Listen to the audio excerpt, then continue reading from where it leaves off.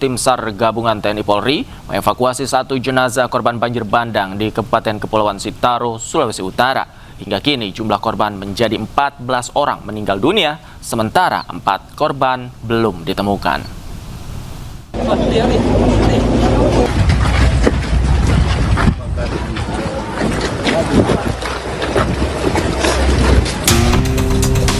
Satu korban banjir bandang di Kepulauan Siau berhasil dievakuasi tim SAR gabungan dari Brimob dan TNI Angkatan Laut. Jasad korban ditemukan terjepit di antara material batu, pasir, dan batang pohon di Kelurahan Bahu, Kecamatan Siau Timur, Kabupaten Kepulauan Sitaro, Sulawesi Utara, Selasa pagi. Jasad korban kemudian langsung dievakuasi ke rumah sakit setempat. Dari data BPBD setempat, banjir bandang dan longsor menyebabkan 14 meninggal dunia, 18 luka-luka, dan 4 orang hilang.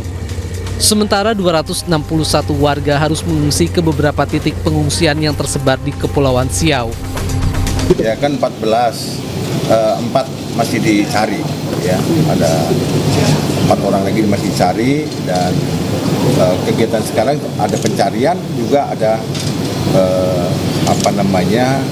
membersihkan puing-puing yang ada di sana supaya jalur di sana bisa terbuka kembali. Ya.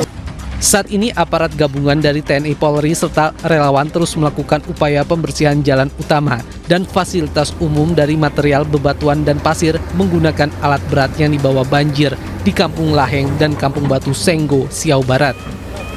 Sementara itu, pemerintah Kabupaten Kepulauan Sitaro telah menetapkan tanggap darurat bencana hingga 14 hari ke depan, terhitung sejak Senin 5 Januari kemarin. Dari Kabupaten Kepulauan Sitaro, Sulawesi Utara, Jeffrey Langi, iNews melaporkan.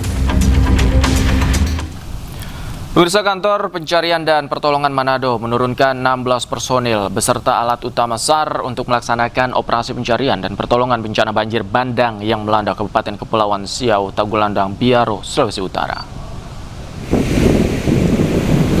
Dalam operasi ini berbagai alat utama SAR dikerahkan guna mendukung penanganan darurat di lokasi terdampak, meliputi kendaraan, tenda posko lengkap dengan peralatan pendukung, peralatan medis, peralatan evakuasi, serta peralatan urban SAR. Kini tim SAR gabungan telah melaksanakan orientasi medan dan upaya pencarian akses menuju wilayah yang terisolir akibat banjir bandang. Langkah ini dilakukan untuk mempercepat proses penanganan, pendataan dampak, serta evakuasi korban di wilayah terdampak. Kantor Pencarian dan Pertolongan Manado terus berkoordinasi dengan unsur terkait dan pemerintah daerah setempat guna memastikan operasi SAR berjalan aman, cepat, dan efektif sesuai dengan prosedur penanganan bencana yang berlaku.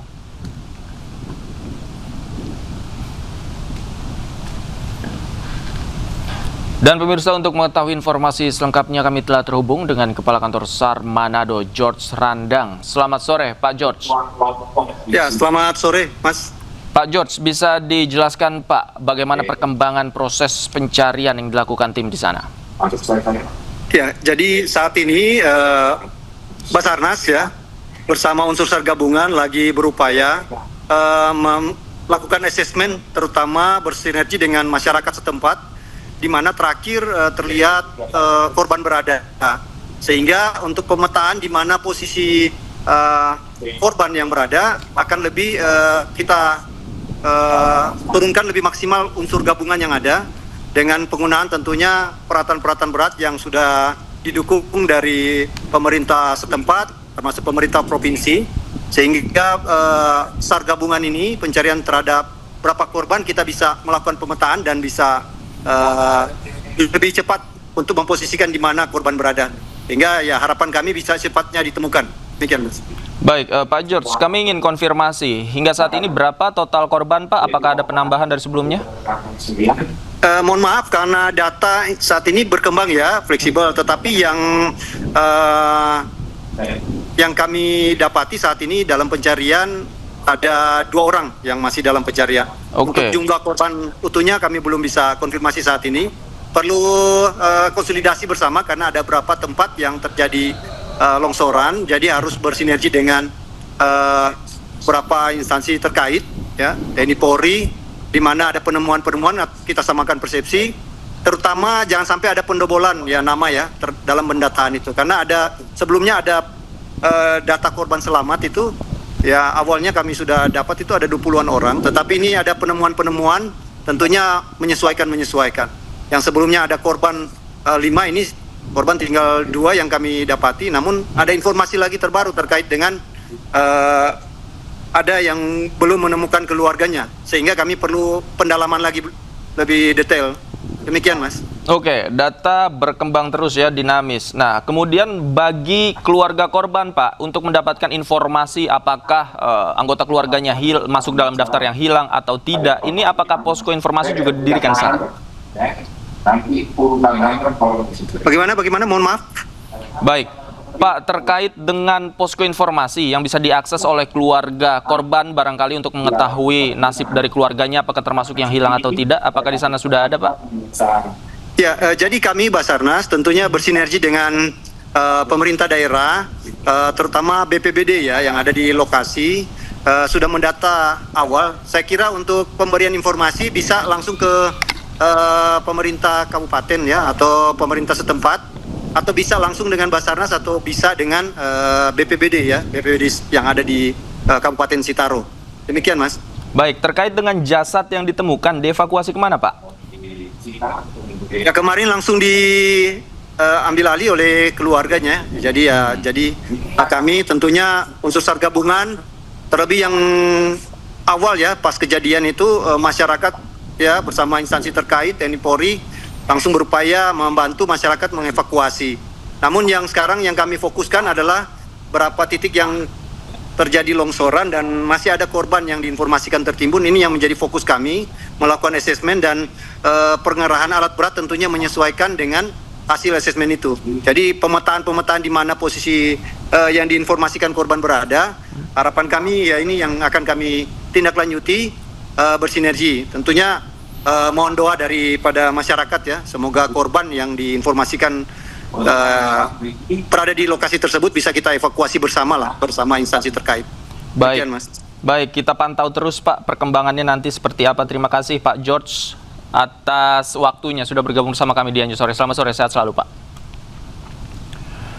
Sebelumnya pemirsa, banjir bandang menerjang 3 kecamatan di Kabupaten Kepulauan Siau, Tagulandang, Biaro atau Sitaro, Sulawesi Utara pada Senin dini hari. 3 kecamatan terdampak adalah Kecamatan Siau Timur, Siau Timur Selatan, dan Siau Barat. Insiden terjadi setelah hujan dengan intensitas tinggi mengguyur wilayah ini dalam waktu yang lama. Material batuan dan lumpur memenuhi jalanan dan meluber hingga bangunan warga. Senin siang banjir telah surut, namun jaringan listrik dan telekomunikasi di wilayah terdampak masih terputus. Tak hanya itu, 5 unit rumah dilaporkan hilang atau hanyut.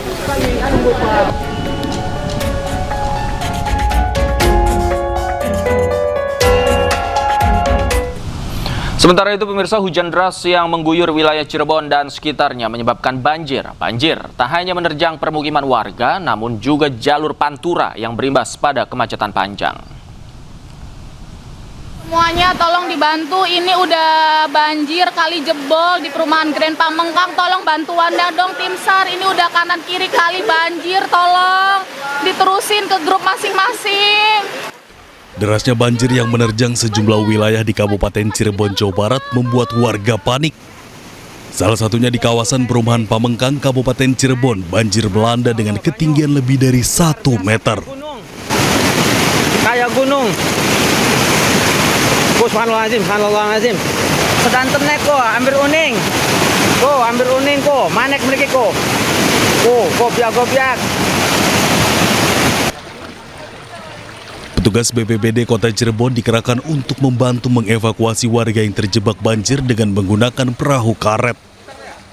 Bahkan seorang lansia terpaksa dievakuasi perahu karet dan dibawa oleh mobil ambulan. Tak hanya melanda permukiman warga, banjir juga menerjang hingga ke jalur pantura.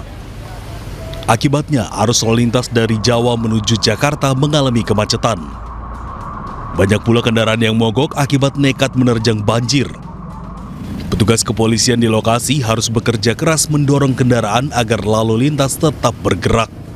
Genangan air cukup 30 cm untuk 2 blower sehingga dilakukan pengalihan arus di Kalijaga, dan ini kita melakukan pengaturan tentang membantu kendaraan-kendaraan yang mogok. Banjir di jalur Pantura ini disebabkan oleh hujan deras yang berimbas pada meluapnya Sungai Cikalong. Untuk mengurai kemacetan, polisi melakukan pengalihan arus lalu lintas. Dari Cirebon, Jawa Barat, Mahardika Ayus melaporkan. Pemirsa, perjuangan beberapa guru di Aceh Tengah yang mulai mengajar kembali pasca bencana banjir bandang dan tanah longsor mendapat apresiasi dari warganet. Beberapa guru harus bertaruh nyawa menyeberangi aliran deras sungai menggunakan seling menuju ke sekolah.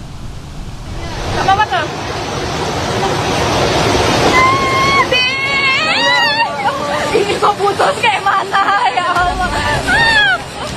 Beberapa guru harus bertaruh nyawa menyeberangi aliran deras sungai menggunakan seling baja menuju sekolah di Takengon, Kabupaten Aceh Tengah, Aceh. Guru-guru yang akan mengajar di Desa Bah harus mengantre setiap pagi untuk menaiki sebuah kotak yang digantung menggunakan tali baja dan menyeberangi sungai berarus deras. Satu kotak berisi 2 orang dan kemudian ada seutas tali baja yang akan ditarik dari seberang sungai agar kotak ini bergerak meluncur menyeberangi sungai. Meski harus uji nyali menuju sekolah, hal tersebut tidak menyurutkan semangat para guru ini untuk mengajar. Berat kali ke kami ini.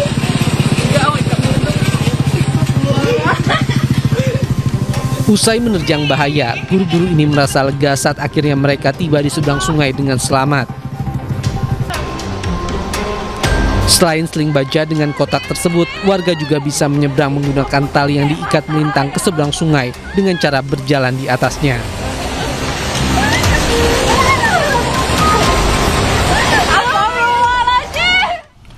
Pemirsa, ratusan anggota TNI terus berjibaku melakukan pembersihan di sejumlah sekolah terdampak pasca banjir bandang. Sebanyak 200 personil tersebar di 15 titik di Kabupaten Biren, Aceh.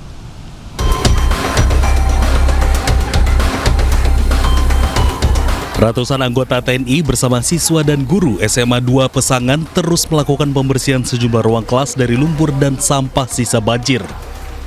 Pembersihan difokuskan pada pengangkatan sedimen lumpur yang mengendap di ruang kelas, halaman sekolah, serta fasilitas penunjang lainnya. Dibantu dari Kodam, khususnya Sidam, ada alat loader, kemudian ada dump truck. Yang paling berat adalah mengangkat lumpur-lumpur di halaman. Untuk yang bisa kita kerjakan yaitu mengeluarkan lumpur yang dari dalam kelas, ini sudah sekitar 60%, tinggal yang berat aja. Pembersihan dilakukan sejak Sabtu dan terus dilakukan agar secepatnya bisa digunakan untuk kegiatan belajar mengajar. Dari Kabupaten Biren, Aceh, Musriadi Ayus melaporkan.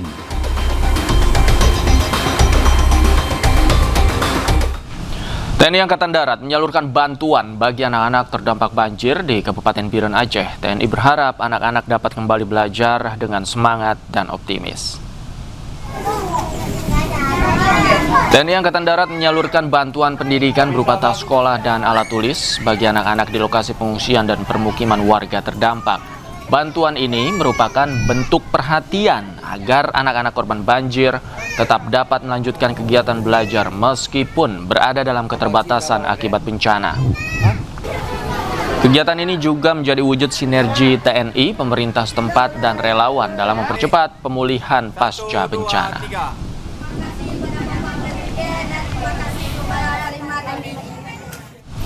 Kita ke informasi lain, pemirsa. Presiden Prabowo Subianto menggelar retret Kabinet Merah Putih di Hambalang, Bogor, Jawa Barat. Retret digelar untuk mengevaluasi kinerja kabinet selama setahun dan memetakan arah kebijakan ke depan. Dalam retret yang dihadiri oleh seluruh anggota Kabinet Merah Putih ini, Presiden memberikan taklimat. Presiden menyampaikan program unggulan pemerintah seperti makan bergizi gratis telah berjalan dengan baik dalam 1 tahun dengan capaian 55 juta penerima manfaat. Tak hanya itu, Presiden mengingatkan pentingnya swasembada pangan dan swasembada energi sebagai syarat agar Indonesia bisa mandiri di tengah situasi global yang sedang terjadi. Presiden meminta jajarannya tak ragu dalam menjalankan program pemerintah meski banyak kekurangan. Prabowo yakin apa yang dilakukan oleh pemerintahannya telah berada di jalan yang benar. Awalnya adalah swasembada beras, karena beras adalah makanan pokok kita. Tapi yang dikatakan swasembada pangan adalah tidak hanya beras, jagung, singkong, dan yang lain-lain. Swasembada pangan artinya adalah karbohidrat dan protein. Kita harus swasembada protein.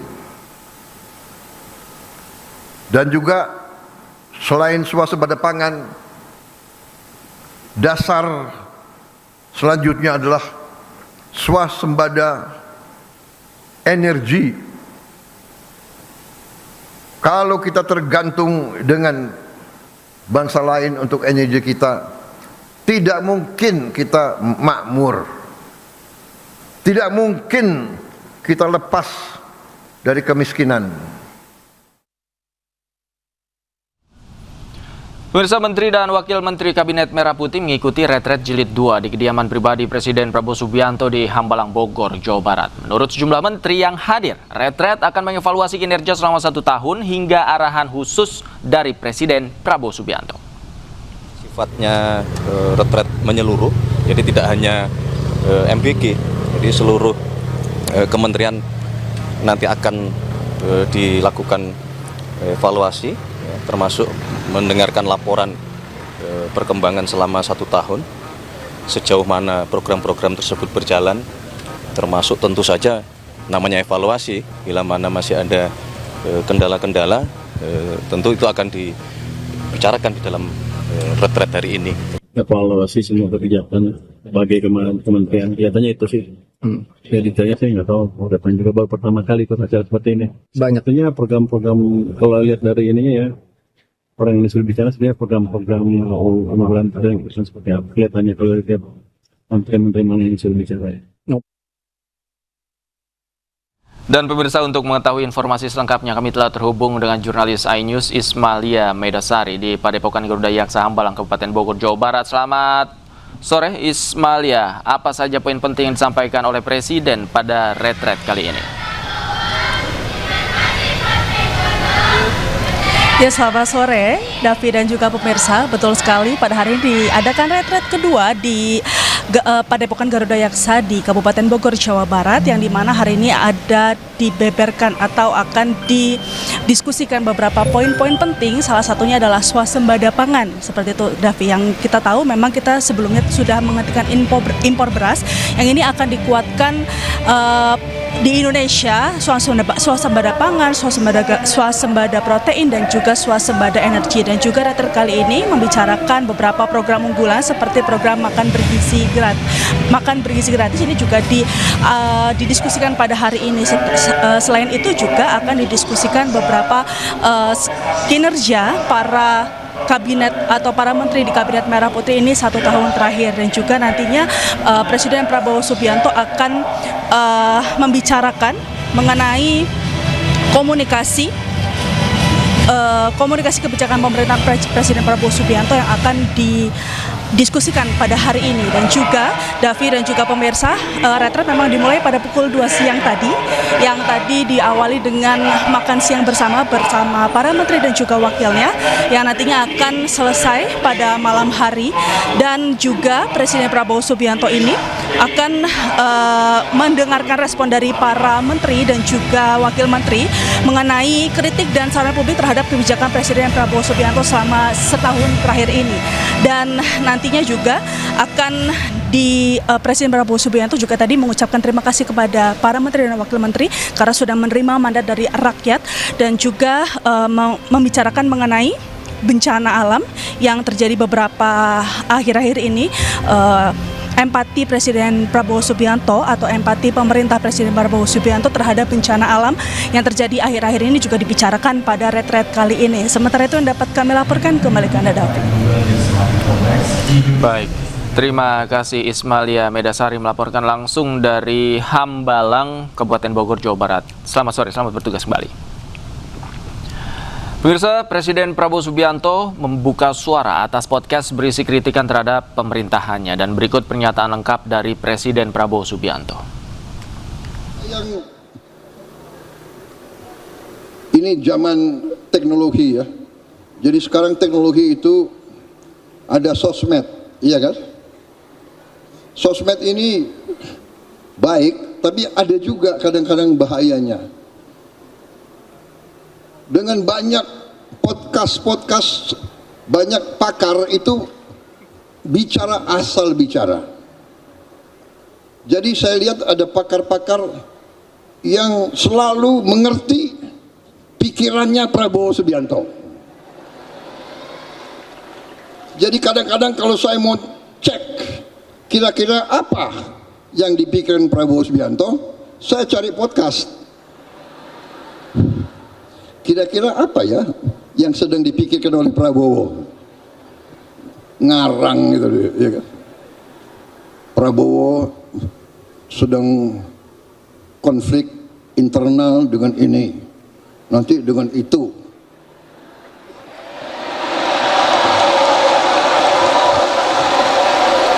Senengnya rame, gaduh, padahal nggak ada, saudara-saudara. Jadi, saudara-saudara, yang saya katakan tadi, pakar-pakar geopolitik mengatakan bangsa Indonesia ini akan menjadi bangsa keempat terkaya di dunia. Tapi ada syaratnya. Syaratnya apa? Syaratnya adalah apabila bangsa Indonesia bisa bersatu. Syaratnya apa? Terutama apabila elitnya bisa bekerja sama. Aksi kekerasan terjadi di pertandingan sepak bola Liga 4 zona Jawa Timur. Seorang pemain menendang dada lawannya dengan tendangan kungfu hingga korban dilarikan ke rumah sakit.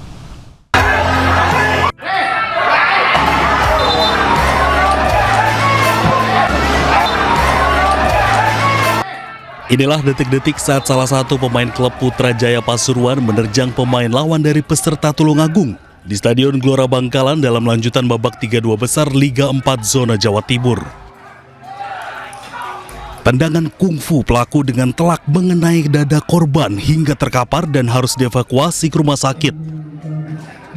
Sementara wasit mengusir pelaku tendangan kungfu dari pertandingan dan dipecat dari klub Putrajaya Pasuruan.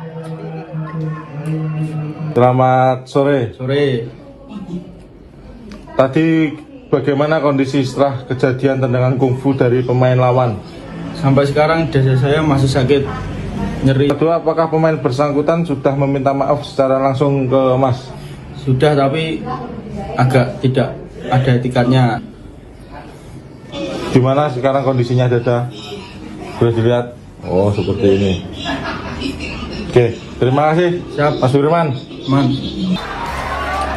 Diduga pelaku pemain Putrajaya melakukan aksinya karena emosi lantaran klubnya kalah dari peserta Tulungagung. Akibat perbuatannya, pelaku sudah dipecat dari klubnya dan terancam sanksi pidana. Tim Liputan iNews melaporkan.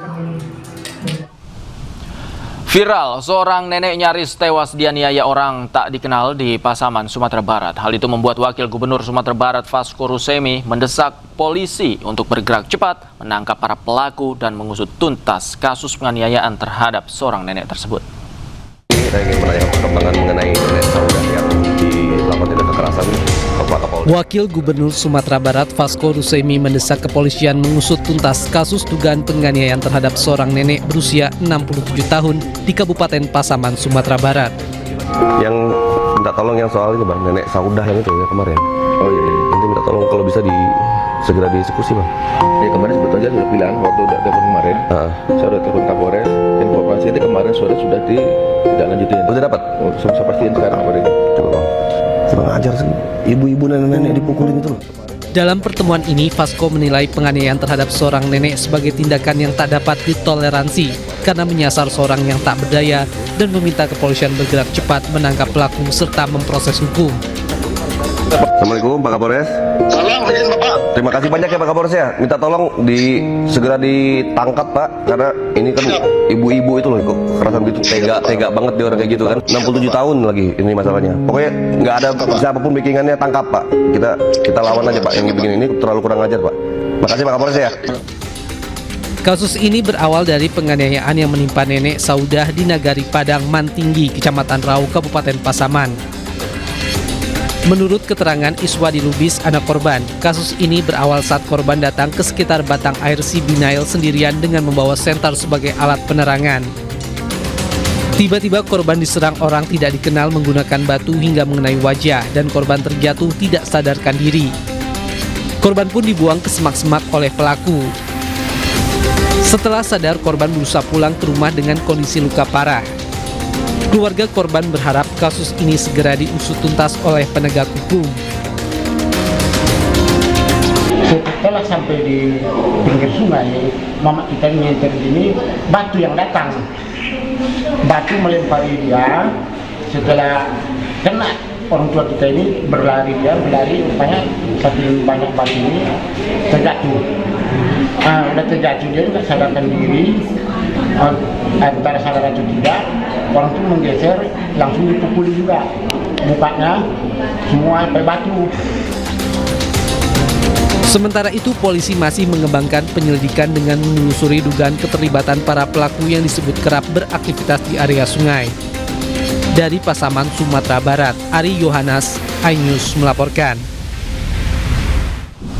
Pemirsa, pencarian terhadap pendaki yang hilang di Gunung Slamet masih dilakukan. Masa pencarian korban diperpanjang 2 hari setelah sebelumnya berakhir pada hari Senin. Ale, pulang Al. Pulang Ale. Pencarian Syafiq Ali, pendaki yang hilang di Gunung Slamet, Pemalang, Jawa Tengah masih dilakukan.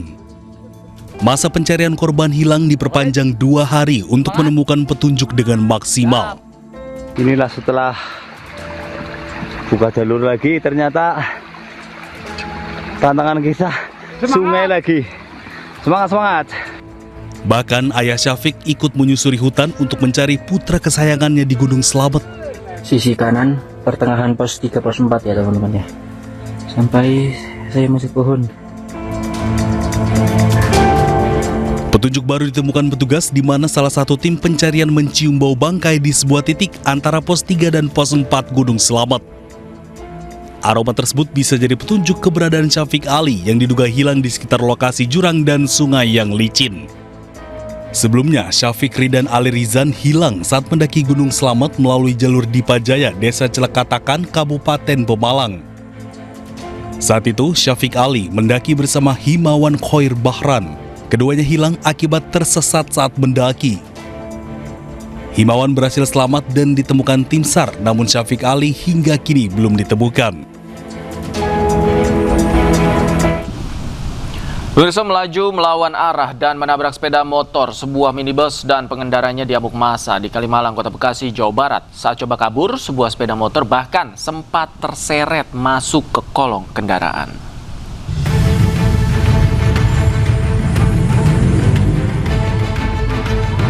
Minibus silver yang dikemudikan seorang pria terekam melarikan diri usai menabrak sepeda motor di Jalan Arteri Kalimalang, Jaka Sampurna, Kota Bekasi, Jawa Barat. Sampai ke Jalan Jaka Sampurna. Bahkan sepeda motor masuk ke dalam kolong mobil hingga terseret beberapa meter. Diduga sopir panik menabrak motor setelah sebelumnya melawan arah dan menyenggol mobil lain. Mobil akhirnya berhenti usai dikejar warga. Mobil pelaku pun alami sejumlah kerusakan usai diamuk. Pengendara motor selamat dan hanya mengalami luka ringan. Ini bukan sebarang. Nah, dia itu lawan arah, mau ke arah sini. Udah diperingati sama orang-orang situ. Direpetlah motor itu sampai sini, tapi orangnya nggak apa-apa. Sedangkan sopir minibus diamankan petugas kepolisian Polsek Bekasi Kota untuk dimintai keterangan. Dari Bekasi, Jawa Barat, Rahmat Hidayat, iNews melaporkan. Ugal-ugalan, mobil yang dikemudikan wanita dikejar warga di kawasan wisata di Pangandaran, Jawa Barat. Mobil akhirnya berhenti setelah diadang oleh polisi. Aduh, kabur lagi ya. Kabur lagi, gebukan ini kan. Warga berupaya menghentikan sebuah mobil yang diduga ugal-ugalan dan tidak melakukan pembayaran di sejumlah tempat di kawasan wisata Pantai Pangandaran. Awas!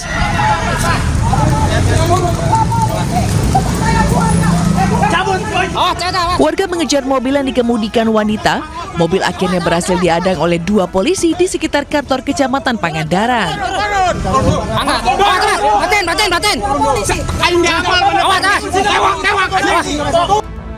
Pengemudi wanita asal Bandung ini diamankan polisi agar tidak diamuk massa. Pengemudi beserta kendaraannya dibawa ke Mapolres Pangandaran untuk pemeriksaan lebih lanjut.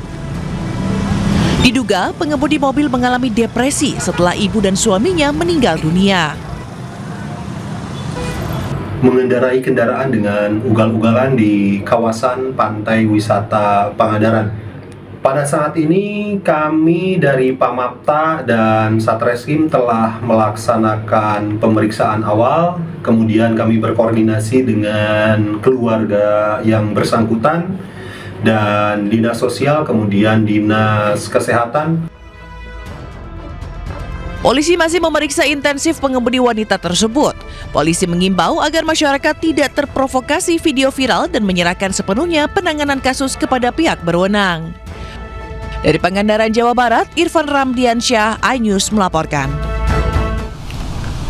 Pelaku pembunuhan terhadap anak politisi PKS di Cilegon, Banten mengaku melakukan pencurian rumah mewah karena impitan ekonomi. Namun di balik pengakuan pelaku usai penangkapan menjadi pertanyaan bagi sejumlah pakar.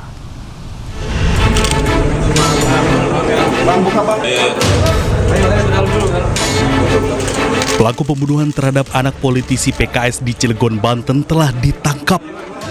Dari pengakuannya, pelaku nekat membunuh korban karena korban memergoki pelaku yang akan merampok. Mulut korban sempat ditutup dengan lakban, namun korban melawan hingga akhirnya pelaku menusuk korban hingga tewas. Dari hasil penyelidikan polisi, pelaku mengaku nekat melakukan aksi kejahatan tersebut karena himpitan ekonomi dan tidak ada motif lain. Selain itu, pelaku dan keluarga korban juga tidak saling mengenal. Tidak ada motif lain sampai saat ini bisa dibuktikan bahwa tidak ada kenal satupun, karena memang baik dari pelaku kepada korban maupun keluarga korban memang pure dia mencari rumah-rumah mewah untuk dilakukan pencurian. Sementara psikolog forensik Reza Indragiri mengaku tidak percaya dengan pengakuan pelaku karena bisa saja pengakuan pelaku karena berada dalam tekanan. Reza Indragiri menambahkan bahwa sebuah proses hukum itu mengandalkan pembuktian bukan pengakuan pelaku. Selain itu, kepolisian juga dianggap terlalu cepat menyimpulkan motif pelaku. Perkiraan saya, simpulan yang sedemikian cepat itu boleh jadi mengacu pada hasil studi merupakan pengakuan salah yang disampaikan oleh pelaku, diistilahkan sebagai coerced false confession. Maknanya pelaku memberikan keterangan karena setelah dia ditangkap oleh polisi, dia menjalani interogasi cepat oleh sekian banyak polisi, dan saya tidak tahu apakah ada interogasi yang diwarnai kekerasan atau tidak, tapi kondisi sedemikian rupa bisa membuat seorang terperiksa menyampaikan keterangan tidak sesuai dengan kenyataan, tetapi sebagaimana yang diinginkan oleh pihak yang bertanya kepada dirinya. Ini yang diistilahkan sebagai coerced false confession, pengakuan palsu, pengakuan keliru yang diberikan karena berada di bawah tekanan atau paksaan. Catatan penting, proses hukum termasuk di persidangan nanti tidak cukup hanya mengandalkan pada pengakuan, bahkan sesungguhnya pengakuan tidak dibutuhkan. Kini pelaku dijerat pasal berlapis dengan ancaman hukuman penjara maksimal seumur hidup. Tim Liputan iNews melaporkan. Pemirsa, Badan Narkotika Nasional mengungkap sindikat pengedar narkotika di Jakarta Utara. Selain mengedarkan, 4 pelaku yang ditangkap juga meracik dan membuat produk narkotika di salah satu apartemen di kawasan Jakarta Utara.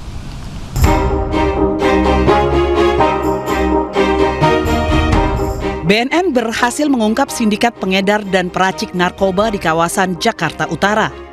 Dalam pengungkapan ini, 4 pelaku telah ditangkap di Bandara Soekarno-Hatta pada tanggal 26 Desember 2025 lalu. Berdasarkan investigasi BNN, 4 pelaku juga diketahui meracik dan membuat narkoba di salah satu unit apartemen di Jakarta Utara.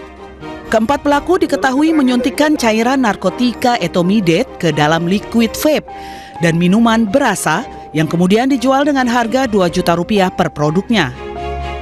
Olah TKP yang dilakukan oleh para penyidik menemukan ada ribuan bungkus Happy Water, gitu, termasuk bungkus merek minuman lokal yang dijadikan sebagai penyamaran peredaran daripada Happy Water. Yang pertama, kemudian yang kedua, penyidik juga menemukan hampir 10.000 cartridge kosong yang siap untuk diisi dari hasil olahan narkotika plus dengan alat injeksi, jadi jarum suntik yang untuk mengisikan cairan narkotika ke cartridge liquid vape itu.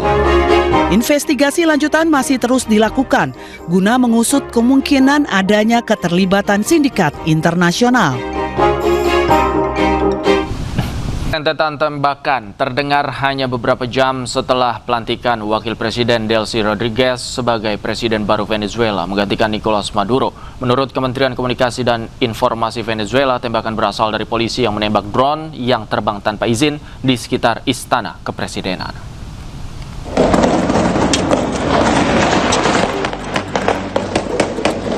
Rentetan tembakan terdengar hanya beberapa jam setelah pelantikan Wakil Presiden Delcy Rodriguez sebagai Presiden baru Venezuela menggantikan Nicolas Maduro yang ditangkap Amerika Serikat pada Senin malam. Kementerian Komunikasi dan Informasi Venezuela menyatakan rentetan tembakan berasal dari polisi yang menembak drone yang terbang tanpa izin di sekitar Istana Kepresidenan Jalan Urdaneta, Caracas.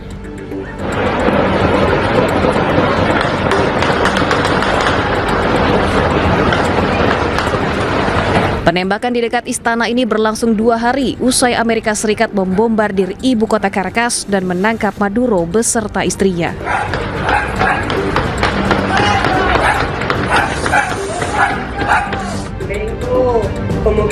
Wakil Presiden Venezuela Delcy Rodriguez kini resmi menjadi presiden usai dilantik Senin lalu di Majelis Nasional Venezuela. Pengucapan janji Rodriguez diawasi langsung Presiden Majelis Nasional. Di hadapan Badan Legislatif, Rodriguez menyampaikan penolakan atas serangan ke Caracas dan penculikan Maduro bersama istrinya Cilia Flores. Upacara pelantikan Rodriguez berlangsung bersamaan saat Maduro menghadapi dakwaan dalam persidangannya di New York. Dewan Keamanan PBB yang beranggotakan 15 negara menggelar pertemuan di markas besar PBB di New York, Amerika Serikat beberapa jam sebelum Maduro menjalani sidang di Pengadilan Federal Manhattan atas berbagai tuduhan. Terkait hal itu, Sekretaris Jenderal PBB Antonio Guterres menyampaikan kekhawatiran soal peningkatan ketidakstabilan di Venezuela menyusul penangkapan Presiden Nicolas Maduro oleh Amerika Serikat. I remain deeply concerned that rules of international law have not been respected with regard to the 3 January military action.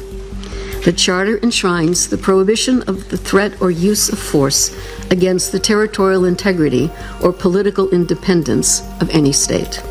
I am deeply concerned about the possible intensification of instability in the country, the potential impact on the region, and the precedent it may set for how relations between and among states are conducted. I call on all Venezuelan actors to engage in an inclusive, democratic dialogue in which all sectors of society can determine their future. This entails the full respect of human rights, the rule of law, and the sovereign will of the Venezuelan people. Pemirsa, di depan Pengadilan Federal Amerika Serikat, Presiden Venezuela Nicolas Maduro menyatakan dirinya tak bersalah atas seluruh dakwaan narkotika. Sementara dunia internasional mempertanyakan langkah Amerika Serikat yang menangkap presiden negara lain.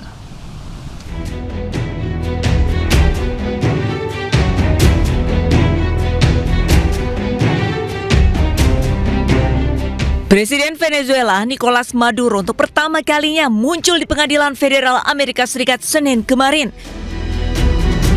Dalam sidang yang berlangsung tertutup, Maduro menyatakan dirinya tidak bersalah atas dakwaan narkotika. Maduro juga tegaskan dirinya masih presiden Venezuela dan ia adalah tahanan perang.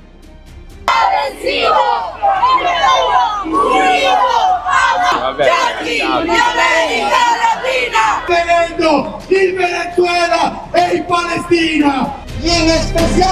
Sementara itu penangkapan Maduro mendapatkan kritikan dari dunia internasional. Aksi unjuk rasa pun digelar di sejumlah negara.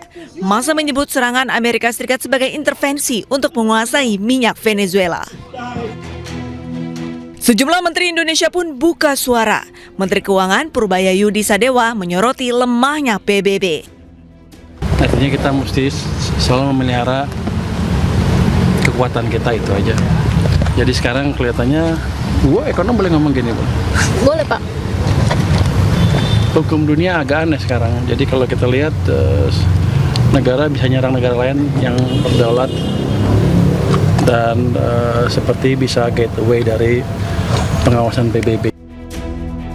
Sementara Menko Perekonomian Erlangga Hartarto menyebut penangkapan Maduro tidak berpengaruh banyak terhadap harga minyak dunia. Ya, pertama kalau terkait itu masih dimonitor karena yang utama kan berpengaruh terhadap harga minyak. Tetapi harga minyak kita monitor kalau 1-2 hari ini pun tidak ada perubahan, tidak ada gejolak yang tinggi dan harga minyak relatif masih rendah kan, masih sekitar $63 per barrel. En nombre de todas las venezolanas, vengo a jurar por nuestro padre libertador Simón Bolívar. Sementara itu, Delcy Rodríguez yang sebelumnya menjabat sebagai wakil presiden kini resmi dilantik sebagai presiden Venezuela. Acto de juramentación de la doctora Delcy Eloína Rodríguez Gómez como Rodríguez mengucapkan sumpah jabatan di depan Majelis Nasional. Además de los Di luar gedung parlemen, ribuan warga Venezuela berunjuk rasa dan menuntut pembebasan pemimpin mereka. Warga berpandangan Amerika Serikat tidak berwenang untuk menangkap pemimpin negara lain. Dan pemirsa, untuk membahas lengkapnya kami telah terhubung dengan Guru Besar Hukum Internasional Universitas Indonesia, Profesor Hikmahanto Juwana. Selamat sore, Prof. Apa kabar? Baik, Prof, bagaimana kemudian Anda melihat, meskipun PBB sudah menggelar rapat darurat ya terkait dengan penangkapan Maduro, bagaimana kemudian dampak forum itu bisa berdampak dalam konteks penangkapan Maduro oleh Amerika Serikat? Ya, kalau kita bicara PBB, dalam hal ini Dewan Keamanan PBB, sebenarnya tidak akan banyak berdampak. Karena apa? Karena apa yang katakanlah dibicarakan itu harusnya kan ujungnya harus ada sebuah resolusi. Resolusi misalnya yang mengutuk, meminta Amerika Serikat untuk mundur, menyerahkan Maduro kembali ke Venezuela. Itu tidak akan terjadi. Karena apa? Resolusi itu akan diveto oleh Amerika Serikat karena Amerika Serikat punya hak veto. Maka di sini yang namanya PBB ini sebenarnya tidak adil gitu, tidak berpihak pada perdamaian dunia, pada hukum internasional begitu. Nah, ini yang katakanlah di PBB mau direformasi. Kedua yang saya perhatikan, Menlu Rubio, Menlu Amerika Serikat, dia mengatakan bahwa ini masalah bukan hukum internasional, ini masalah penegakan hukum. Nah, ini aneh juga nih. Menlu Rubio mengatakan seperti itu karena cara berpikirnya adalah Maduro ini dianggap sebagai pelaku kejahatan ya yang sedang diminta oleh pengadilan New York. Oleh karena itu, dia itu kalau di dalam negeri Amerika Serikat bisa begitu saja ditangkap, dibawa kemudian ke pengadilan. Tapi ini kan sudah antar negara. Tapi dia seolah-olah berpikirnya kayak di Venezuela itu merupakan negara bagian Amerika Serikat yang ke-52. Jadi langsung aja mencokok pakai senjata gitu kan. Nah, ini model-model kayak, mohon maaf ya, pemerintahan dulu Soeharto, antara hukum sama penegakan hukum sama penegakan militer itu sama aja begitu. Jadi digunakan seperti itu, lalu kemudian diambil dan kemudian dihadapkan pada pengadilan di New York. Nah, Maduro mengatakan bahwa saya ini masih presiden loh. Saya harusnya punya imunitas. Karena apa? Secara hukum internasional, ya memang dia punya imunitas, dia punya kekebalan. Dia tidak boleh diadili di pengadilan negara lain. Begitu. Nah, kalau misalnya Amerika Serikat memang menghendaki Maduro untuk dihadirkan ke pengadilan di New York, maka seharusnya dia harus bekerja sama dengan polisi setempat, gitu kan? Polisi setempat lah yang kemudian akan menghadirkan Maduro ini dengan proses ekstradisi misalnya itu. Nah, kita sebenarnya bertanya juga ke Amerika Serikat, kalau kita tahu Netanyahu melakukan suatu kejahatan genosida di Gaza, lalu diminta sekarang sama International Criminal Court, kenapa kemudian polisi misalnya Israel tidak menghadirkan, atau perlu misalnya Israel dilakukan kayak Venezuela ini terus kemudian Netanyahu dibawa ke ICC, ya kan? Pasti Amerika Serikat akan mengatakan, oh ini melanggar hukum internasional. Tapi kalau dia yang melakukannya, seolah-olah bisa diabaikan tuh hukum internasional. Ini yang dunia melihat ini tidak fair. Maka ada demo-demo di Venezuela yang menginginkan agar Maduro dikembalikan. Bahkan tidak hanya di Venezuela, tetapi juga di sejumlah negara yang menganggap bahwa tindakan Amerika Serikat ini seperti diktator. Oke, ya Amerika Serikat kita bisa anggapkan rajanya standar ganda begitu ya Prof. Ya. Namun di balik penangkapan Maduro, kalau dari analisis Anda apa sih sebenarnya motif dari Amerika Serikat menangkap Maduro? Kan tuduhannya narkoba atau narkotika. Apa sebenarnya motif lain balik itu? Ya memang pintu masuknya adalah isu narkoba, penegakan hukum, tapi motif lainnya ada 3. Pertama adalah berkaitan dengan Amerika Serikat ingin menegaskan Monroe Doctrine. Monroe Doctrine ini istilahnya kawasanku ya kawasanku, kawasanmu ya kawasanmu. Nah, Amerika bilang, Maduro katanya, kok bisa-bisanya kamu dekat dengan Cina?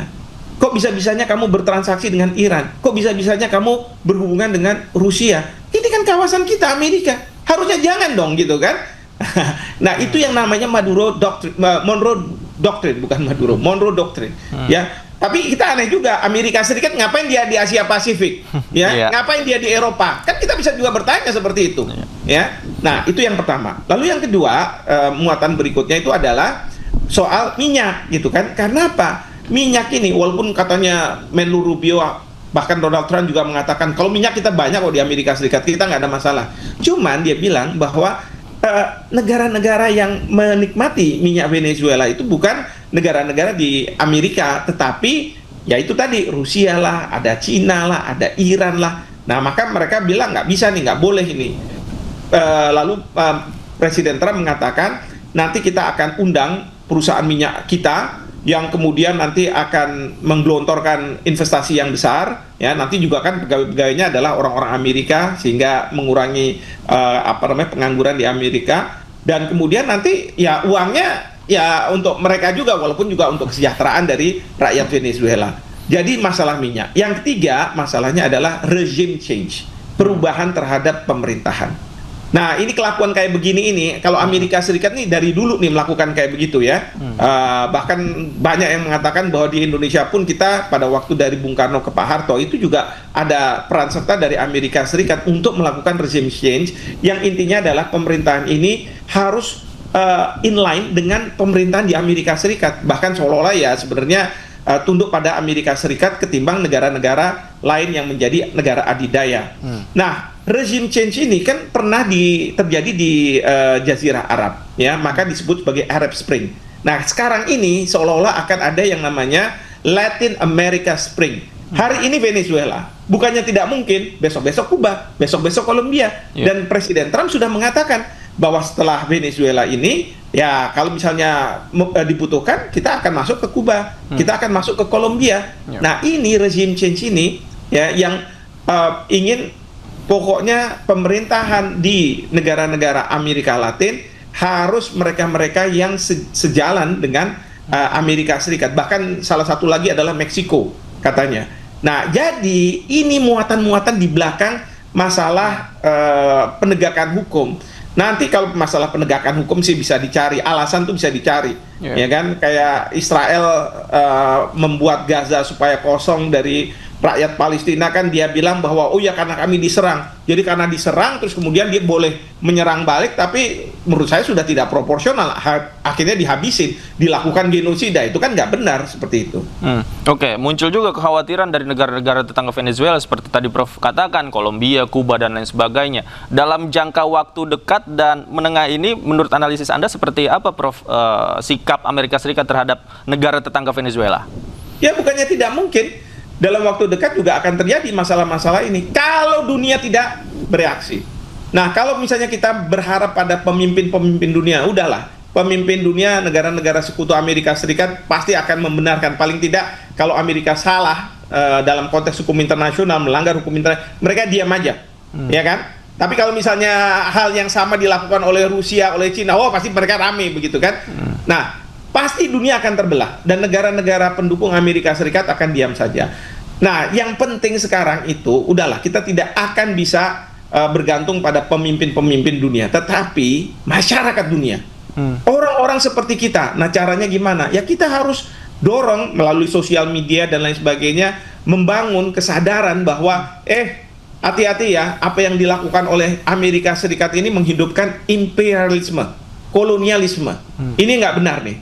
Padahal Amerika Serikat ini selama ini diagung-agungkan bahwa dia itu kampion hak asasi manusia, kampion demokrasi, kampion dalam ketaatan terhadap hukum, termasuk hukum internasional. Tapi sekarang itu sudahlah, nggak usah kita pikirkan lagi, nggak usah kita dengar lagi dari negara-negara Amerika Serikat, negara-negara Eropa. Buktinya ini seperti ini, ya. Jadi kita dorong rakyatnya. Nah, harapan kita tentu kalau rakyat Amerika tidak suka, akhirnya apa? Mereka melakukan proses ketatanegaraan di Amerika Serikat sendiri. Regime change yang dilakukan oleh rakyat Amerika menurunkan Trump. Dan sekarang ini Partai Demokrat, ya, mereka juga mengatakan bahwa apa yang dilakukan oleh Trump ini selain melanggar hukum internasional, melanggar hukum domestik mereka, hukum nasional mereka. Karena apa? Kalau presiden akan melakukan serangan ke negara lain, harus berkonsultasi dengan Kongres. Nah, Trump ini tidak melakukan konsultasi itu. Nah, jadi kita harus dorong, ya, masyarakat mereka supaya bisa paham. Lalu kemudian, ya, nanti kita bilang regime change, tapi yang dilakukan oleh masyarakatnya seperti itu. Oke, terakhir Prof, bagaimana kemudian standing position Indonesia dalam konteks ini, Prof? Karena di satu sisi juga berbenturan dengan dampak yang mungkin ditimbulkan atas penangkapan Maduro oleh Amerika Serikat. Saya apresiasi pemerintah ya, melalui pernyataan resmi dari Kemlu, intinya adalah Indonesia tidak mengutuk, tapi juga tidak bisa membenarkan tindakan yang dilakukan oleh Amerika Serikat. Orang akan mengatakan, kok kayaknya kita pelin-pelan, kita mau main safe gitu ya. Bukan. Karena dalam situasi yang seperti sekarang ini, pastilah ada yang mendukung tindakan Amerika, ada yang menentang tindakan Amerika, seperti misalnya Malaysia sudah mengutuk tindakan dari Presiden Trump ini. Nah, tapi bagi kita, kenapa kita posisinya seperti ini? Ini sesuai pertama dengan pasal 2 ayat 3 Piagam PBB, bahwa kalau ada sengketa antar negara harus diselesaikan secara damai, sedemikian rupa sehingga tidak akan membahayakan masalah perdamaian dan keamanan internasional. Yang kedua, dengan posisi kita seperti ini, memberikan ruang gerak kepada Bapak Presiden untuk melakukan shuttle diplomasi, diplomasi ulang alik, ketemu dengan ya mungkin sama Trump, kemudian dengan tokoh-tokoh pemerintahan dari negara lain, dan lain sebagainya. Intinya adalah, sudah, jangan lagi ada serangan. Yang kedua, kita selesaikan secara baik-baik nih. Nah, karena apa? Sekarang ini masyarakat internasional memang butuh pihak ketiga yang bisa menjadi mediator. Dan kita tahu Bapak Presiden kan sangat aktif kalau masalah-masalah internasional itu. Beliau bisa hari ini terbang, lalu kemudian bisa ke sana kemari dan lain sebagainya. Nah, ini yang kita harapkan, ada ruang bagi Bapak Presiden untuk berbicara dengan berbagai tokoh. Karena apa? Kalau ini dibiarkan, maka pertama, kita akan semakin dekat dengan Perang Dunia Ketiga. Dan itu kalau Perang Dunia Ketiga akan terjadi kiamat. Kedua, akan terjadi pelambatan terhadap pertumbuhan ekonomi dunia. Dan itu akan berdampak pada banyak negara. Dan kemudian, yang ketiga, ya, yang paling nanti terdampak itu yang pertama adalah negara-negara tergebelakang, negara-negara berkembang. Nah, ini makanya Bapak Presiden harus memikirkan sesuai dengan konstitusi kita ya, bagaimana kita ikut dalam ketertiban dunia. Nah, kira-kira seperti itu. Oke, artinya kita bisa mengambil peran dalam menjaga ketertiban dunia di sana ya. Baik, terima kasih Prof. Kita harapkan eskalasinya tidak meluas di negara Amerika Latin lainnya setelah Venezuela. Terima kasih Prof. atas waktunya. Selamat sore Prof. Sehat selalu. Pemirsa, serangan Amerika Serikat ke Venezuela menuai kecaman luas di seluruh dunia. Gelombang protes atas penangkapan Nicolas Maduro meluas hingga Brazil dan India.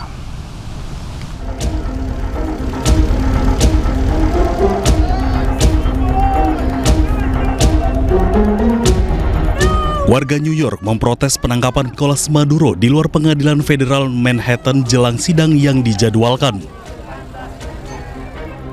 Para pengunjuk rasa mengibarkan bendera Venezuela dan memegang plakat bertuliskan slogan-slogan seperti bebaskan Presiden Nicolas Maduro dan Cilia Flores.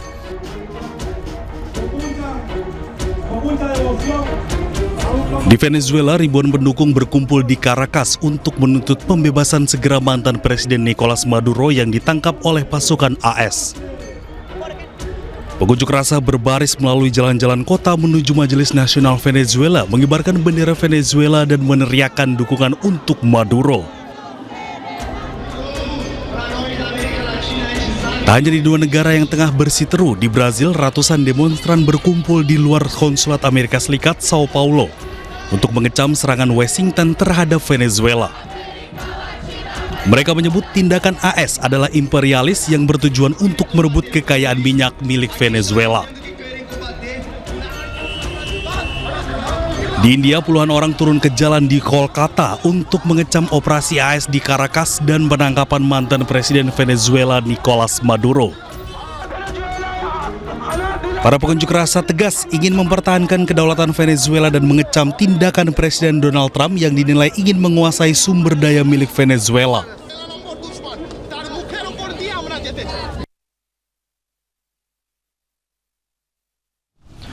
Wali Kota New York City Zohran Mamdani telah menghubungi Presiden Donald Trump untuk menentang serangan Amerika Serikat terhadap Venezuela.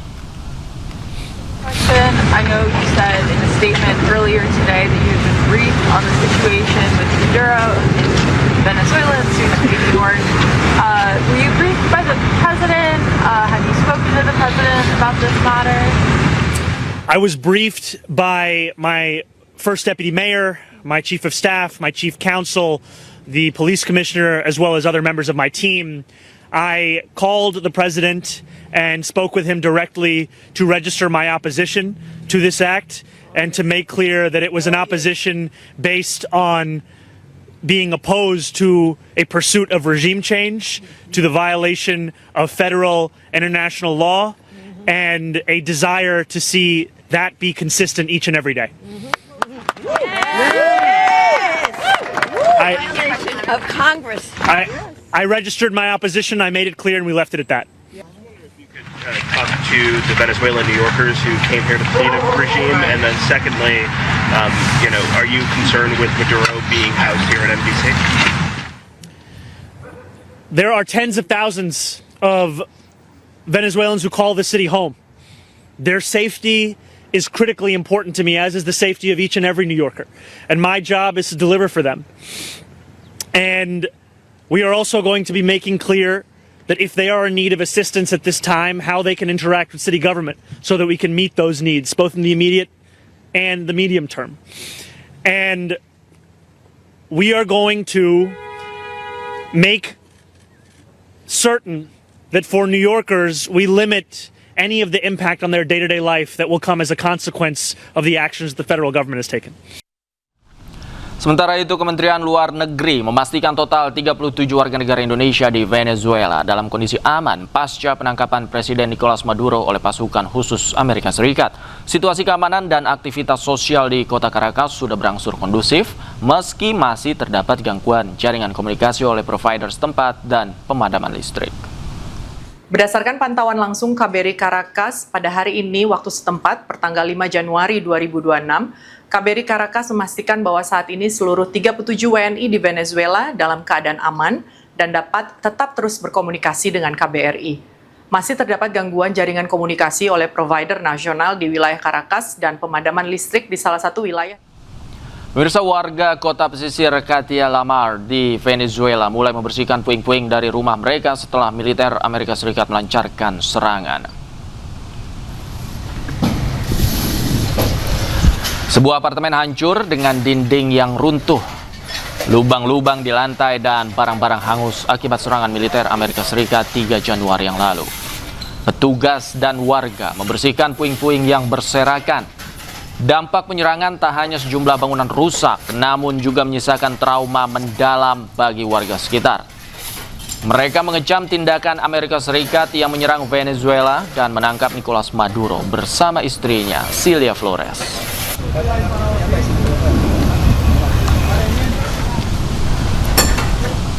Banyak 20 unit kios di kawasan Pelabuhan Nusantara Raha, Kabupaten Muna, Sulawesi Tenggara ludes dilalap si jago merah. Kebakaran diduga dipicu oleh nyala api kompor dari salah satu kios. Inilah detik-detik api mulai membakar salah satu kios di kawasan Pelabuhan Nusantara Raha, Sulawesi Tenggara. Dugaan sementara, api berasal dari kompor salah satu kios sekitar pukul 5.30 waktu Indonesia Tengah. Kencangnya tiupan angin serta material bangunan yang mudah terbakar membuat api cepat membesar dan merembet ke bangunan lainnya hingga total 20 unit kios di kawasan ini ludes terbakar. Seorang nenek nyaris menjadi korban. Untungnya pedagang dan warga sekitar berhasil mengevakuasi nenek tersebut. Api baru berhasil dipadamkan setelah 2 unit mobil damkar tiba di lokasi. Tidak ada korban jiwa dalam peristiwa ini, namun kerugian ditaksir hingga ratusan juta rupiah. Dari Kabupaten Muna, Sulawesi Tenggara, Andi Eba, iNews melaporkan. Pemirsa, puluhan kepala keluarga yang menempati area TPU Kebonanas Cipinang Besar Selatan Jatinegara Jakarta Timur diminta untuk pindah. Mereka akan direlokasi ke sejumlah rusun yang ada di Jakarta. Sampai kalau bisa anak sekolah selesai. Kalaupun saya pun dapat IJP dan tidak pindah. Iya, paham. Warga yang menempati area pemakaman ini meminta keringanan kepada petugas sebelum mengosongkan tempat tinggal mereka. Ia meminta agar menunggu anaknya pulang dari sekolah sebelum dipindahkan ke rusun. Petugas gabungan Pemkot pun mengeluarkan barang-barang warga yang sudah siap untuk direlokasi. Selama puluhan tahun, pemakaman ini ditempati oleh penghuni liar. Tercatat 103 kepala keluarga, diantaranya 73 kepala keluarga bersedia untuk direlokasi, sementara 27 keluarga secara sadar pindah. Rencananya lahan ini akan dikembalikan fungsinya untuk pemakaman dan dapat menampung 1.000 lebih makam baru.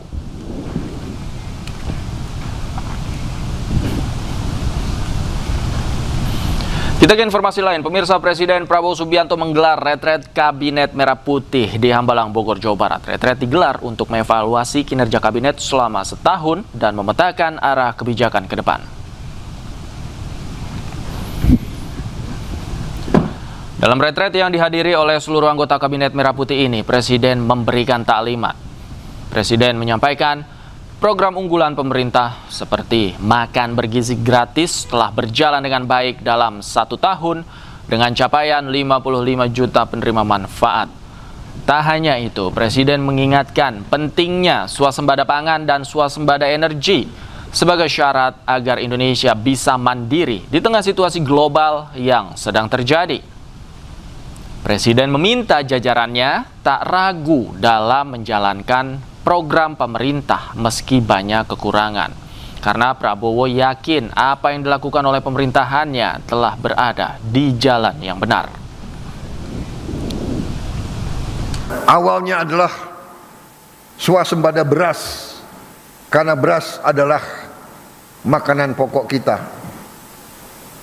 Tapi yang dikatakan swasembada pangan adalah tidak hanya beras, jagung, singkong,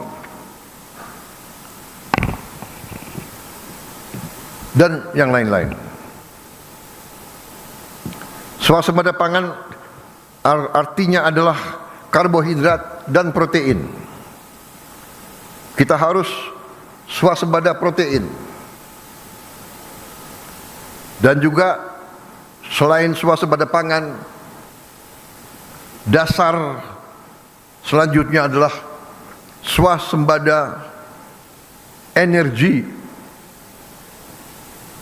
Kalau kita tergantung dengan bangsa lain untuk energi kita, tidak mungkin kita makmur. Tidak mungkin kita lepas dari kemiskinan. Awalnya adalah swasembada beras, karena beras adalah makanan pokok kita. Tapi yang dikatakan swasembada pangan adalah tidak hanya beras, jagung, singkong, dan yang lain-lain.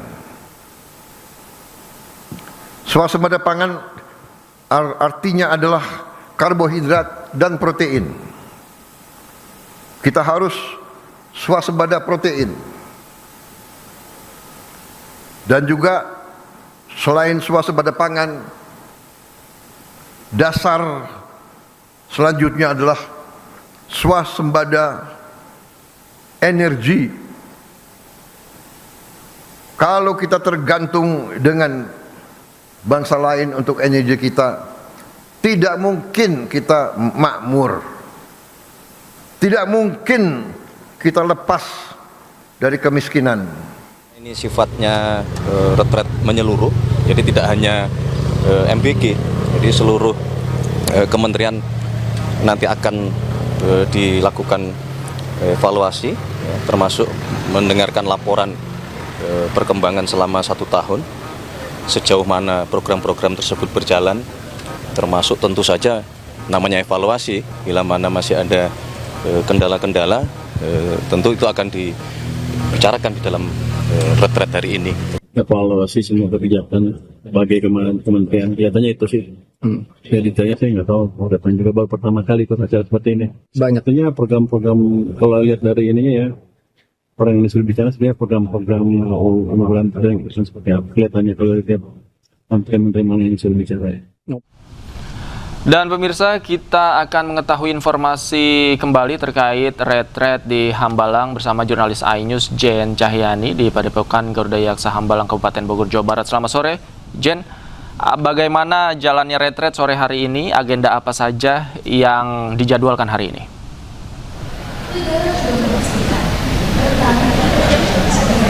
Ya, selamat sore Davi dan juga pemirsa. Saat ini untuk agenda retret para menteri dan presiden masih berlangsung di dalam kediaman Presiden Prabowo Subianto di Hambalang, Kabupaten Bogor, Jawa Barat.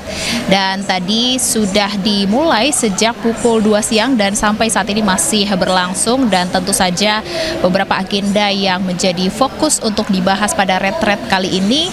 Salah satunya bagaimana evaluasi keberjalanan program pemerintah selama 1 tahun kebelakang. Tadi juga sempat disebutkan oleh Presiden Prabowo Subianto bagaimana Indonesia ini melakukan swasembada pangan. Salah satunya dalam 1 tahun kebelakang ini negara kita berhasil tidak mengimpor beras, dan ini menjadi salah satu capaian pemerintah yang disebutkan oleh Presiden Prabowo Subianto. Kemudian evaluasi program kerja pemerintah lain selama 1 tahun kebelakang, di mana selama tahun 2025 bagaimana program kerja pemerintah ini yang berhasil dilakukan ataupun yang perlu untuk dilakukan ekskalasi lebih lanjut, perlu untuk dilakukan evaluasi dan juga peningkatan untuk program kerja di tahun 2026 ini. Kemudian fokus yang selanjutnya tentu saja untuk membahas bagaimana fokus yang akan dilakukan oleh pemerintah di tahun 2026. Salah satunya yang terpenting ini bagaimana pemulihan wilayah di sejumlah provinsi terdampak bencana di Indonesia, dan ini tentu saja menjadi yang utama yang dibahas oleh pemerintah dari beberapa kementerian yang juga melakukan paparan pada retret kali ini kepada Presiden Prabowo Subianto. Lalu nanti akan dibahas di dalam retret seperti apa nanti penanganan atau pemulihan yang akan dilakukan di tahun 2026, dan tentu saja nanti kami akan mengetahui bersama setelah retret di Hambalang ini selesai, dan kemungkinan selesai pada malam nanti. Kita akan tunggu seperti apa. Namun selain tadi evaluasi kinerja di 2025, kemudian fokus untuk pemulihan wilayah terdampak bencana di 2026, juga ada beberapa fokus atau topik yang dibahas pada retret kali ini. Salah satunya ada bagaimana dinamika gejolak nasional dan internasional, kemudian bagaimana memahami negara kita ini, negara Indonesia, kekuatan apa saja yang bisa ditawarkan, kemudian kelebihan atau keunggulan apa saja yang bisa dilakukan untuk kemudian memperkuat, untuk kemudian memaksimalkan program kerja yang nantinya akan dilakukan oleh pemerintah di tahun 2026. Kemudian tentu saja yang masih menjadi fokus utama yakni program yang dicanangkan oleh Presiden Prabowo Subianto, yakni makan bergizi gratis, yang nantinya di tahun ini ditargetkan akan memenuhi semua target yang akan dilakukan. Davi. Baik, terima kasih Jen Cahyani melaporkan langsung dari retret kabinet di Hambalang, Bogor, Jawa Barat. Selamat sore, selamat bertugas kembali. Pemirsa, Presiden Prabowo Subianto merespon podcast yang berisi kritikan terhadap pemerintahannya dan berikut pernyataan lengkap dari Presiden Prabowo. Ada yang ini zaman teknologi ya. Jadi sekarang teknologi itu ada sosmed, iya kan? Sosmed ini baik, tapi ada juga kadang-kadang bahayanya. Dengan banyak podcast, banyak pakar itu bicara asal bicara.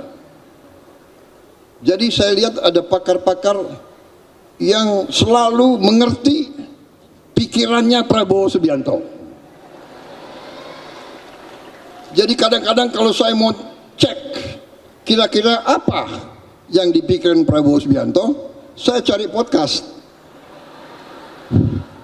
Kira-kira apa ya yang sedang dipikirkan oleh Prabowo? Ngarang gitu ya kan. Prabowo sedang konflik internal dengan ini, nanti dengan itu.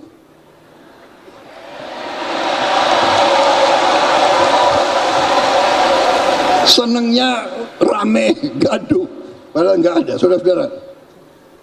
Jadi, saudara-saudara, yang saya katakan tadi, pakar-pakar geopolitik mengatakan bangsa Indonesia ini akan menjadi bangsa keempat terkaya di dunia. Tapi ada syaratnya. Syaratnya apa? Syaratnya adalah apabila bangsa Indonesia bisa bersatu. Syaratnya apa? Terutama apabila elitnya bisa. Pemirsa, sejumlah partai politik non-parlemen yang tergabung dalam Sekretariat Bersama Gerakan Kedaulatan Suara Rakyat atau GKSR menggelar silaturahmi awal tahun 2026. Silaturahmi yang dihadiri elit parpol non-parlemen ini juga membahas berbagai isu strategis untuk mengawal berbagai kebijakan publik dan kepentingan rakyat. Suasana hangat dan penuh semangat kekeluargaan mewarnai silaturahmi awal tahun partai non-parlemen yang tergabung dalam Sekretariat Bersama Gerakan Kedaulatan Suara Rakyat atau GKSR di Menteng, Jakarta Pusat. Sambil bersilaturahmi, acara yang dihadiri para elit parpol non-parlemen ini juga membahas berbagai isu utama mengenai ambang batas parlemen, verifikasi partai politik, dana bantuan parpol untuk pendidikan politik, serta sistem pemilu dengan mekanisme campuran atau mix system. Silaturahmi awal tahun ini turut dihadiri Partai Perindo yang sekaligus menegaskan posisinya sebagai mitra strategi Sekber GKSR dalam mengawal berbagai kebijakan publik demi kepentingan rakyat. Berbagai upaya-upaya yang memang kita lakukan di partai-partai yang berkoalisi di Sekber ini ya mudah-mudahan akan memberikan satu kemanfaatan tentunya bagi rakyat, bagi masyarakat secara keseluruhan, dan ini menjadi bagian dari partai penyeimbang yang memang ada. Dan yang pasti kita juga tetap semangatnya adalah semangat sinergi dengan partai yang memang sekarang berkuasa seperti ini. Agar suara partai-partai non-parlemen ini kalau digabungkan menjadi urutan 7 ya, sehingga atau 11,5 juta suara, sehingga dengan adanya silaturahim ini akan mensolidkan dan segera kita akan melakukan gerakan yang lebih konkret untuk segera mendapatkan dukungan dari rakyat. Pada kesempatan ini juga dilakukan soft launching kantor Sekber GKSR yang nantinya akan menjadi markas 9 partai non-parlemen yang menjadi simbol penguatan kebangsaan sekaligus upaya dalam membangun komunikasi dan kekompakan antar partai politik. Dari Jakarta, Bagus Prasetya Adi, Novan Dimas Winardi, iNews melaporkan. Pemirsa, penertiban pedagang kaki lima di Kota Pasuruan, Jawa Timur diwarnai kericuhan. Salah satu pedagang mendorong dan memaki petugas Satpol PP saat lapak dagangannya dibongkar.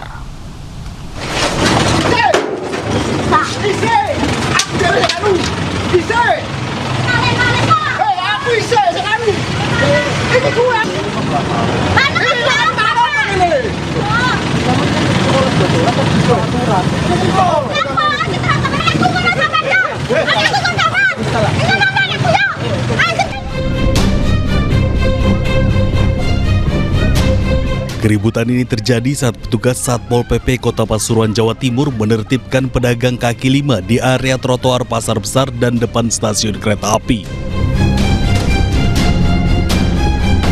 Keributan berawal saat salah satu pedagang mendorong dan mencaci maki petugas dengan kata-kata kotor. Bahkan ia sempat menantang petugas untuk berkelahi karena menolak ditertibkan.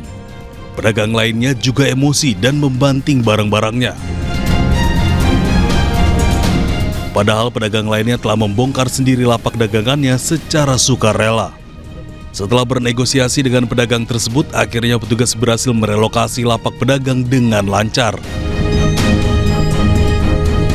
Rencananya petugas akan membangun pos di sekitar pasar dan stasiun untuk mencegah pedagang yang akan kembali berjualan lagi. Dari Pasuruan, Jawa Timur, Jaga Samudra, iNews melaporkan. Aksi kekerasan terjadi di pertandingan sepak bola Liga 4 Zona Jawa Timur. Seorang pemain menendang dada lawannya dengan tendangan kungfu hingga korban dilarikan ke rumah sakit.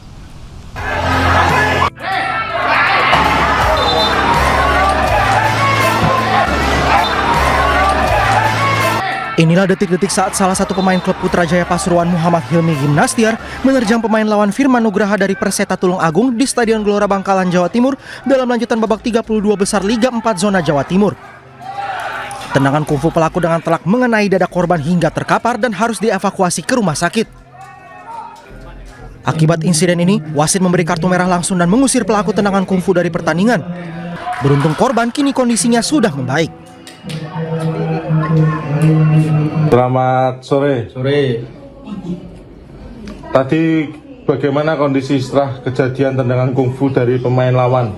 Sampai sekarang dada saya masih sakit, nyeri. Kedua, apakah pemain bersangkutan sudah meminta maaf secara langsung ke Mas? Sudah, tapi agak tidak ada etikatnya. Gimana sekarang kondisinya dada? Boleh dilihat? Oh, seperti ini. Oke, terima kasih. Siap. Mas Firman. Tidak hanya itu, Putrajaya Pasuruan juga merilis surat pernyataan yang menyatakan bahwa pelaku resmi dipecat dari klubnya.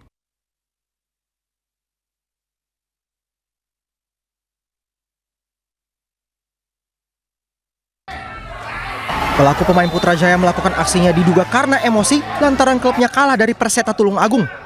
Akibat perbuatannya, pelaku juga terancam sanksi pidana. Terkait aksi tendangan kungfu di Liga 4 Indonesia, PSSI melalui Komisi Disiplin yang mengimbau agar pelaku tindak kekerasan pindah cabang olahraga jika nalurinya mencederai lawan. Komdis PSSI juga mengimbau agar semua pihak untuk tidak ragu memberi sanksi berat kepada pelaku kekerasan. Kami menghimbau kepada semua atlet sepak bola khususnya agar mempertimbangkan keselamatan sesama atlet. Kalau memang naluri daripada rekan-rekan pemain sepak bola ingin mencederai lawan atau ingin bertanding dalam hal yang berbeda dalam bela diri, silahkan memilih jalur olahraga yang lain, yaitu jalur olahraga bela diri. Mungkin bakat Anda akan lebih tersalurkan. Tempat Anda bukan di sepak bola. Dan kami menghimbau kepada semua perangkat yang berkaitan dengan penegakan kode disiplin PSSI agar untuk tidak ragu-ragu untuk menjatuhkan hukuman yang seberat-beratnya dengan alasan untuk melindungi kehidupan sepak bola yang baik dan terhormat, melindungi pemain-pemain yang lain. Pemirsa, tim SAR gabungan dari Satuan Brimob Polda Sulawesi Utara dan TNI Angkatan Laut berhasil mengevakuasi satu jenazah korban banjir bandang di Kabupaten Sitaro, Sulawesi Utara. Hingga kini jumlah korban menjadi 16 orang meninggal dunia, 2 korban lainnya masih dalam pencarian. Jasad korban ditemukan terjepit di antara material batu, pasir, dan batang pohon di Kelurahan Bahu, Kecamatan Siau Timur, Kabupaten Kepulauan Sitaro, Sulawesi Utara. Jasad korban kemudian langsung dievakuasi ke rumah sakit setempat. Dari data BPBD setempat, banjir bandang dan longsor menyebabkan 16 meninggal dunia, 18 luka-luka, dan 2 orang lainnya masih hilang. Sementara 261 warga harus mengungsi ke beberapa titik pengungsian yang tersebar di Kepulauan Siau.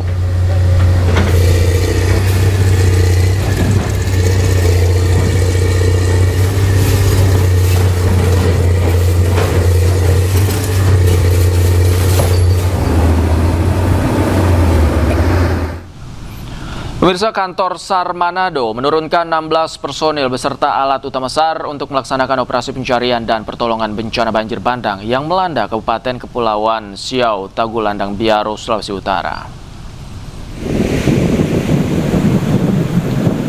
Dalam operasi ini, berbagai alat utama SAR dikerahkan untuk mendukung penanganan darurat di lokasi terdampak, meliputi kendaraan, tenda, posko lengkap dengan peralatan pendukung, peralatan medis, peralatan evakuasi, serta peralatan urban SAR. Kini, tim SAR gabungan telah melaksanakan orientasi medan dan upaya pencarian akses menuju wilayah yang terisolir akibat banjir bandang.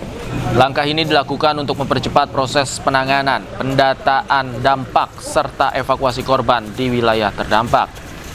Kantor Pencarian dan Pertolongan Manado terus berkoordinasi dengan unsur terkait dan pemerintah daerah setempat untuk memastikan operasi SAR berjalan aman, cepat, dan efektif sesuai dengan prosedur penanganan bencana yang berlaku.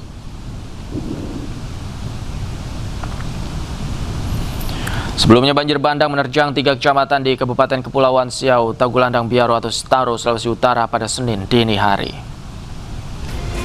Jalan tak putus, Kantin Anyur. 3 kecamatan terdampak adalah Kecamatan Siau Timur, Siau Timur Selatan, dan Siau Barat. Insiden terjadi setelah hujan dengan intensitas tinggi mengguyur wilayah ini dalam waktu yang lama. Material batuan dan lumpur memenuhi jalanan dan meluber hingga ke bangunan warga. Pada Senin siang, banjir telah surut, namun jaringan listrik dan telekomunikasi di wilayah terdampak masih terputus.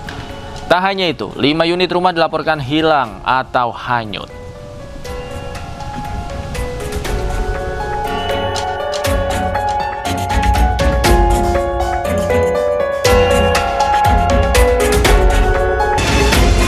Jalan tak putus, Kantin Anyur.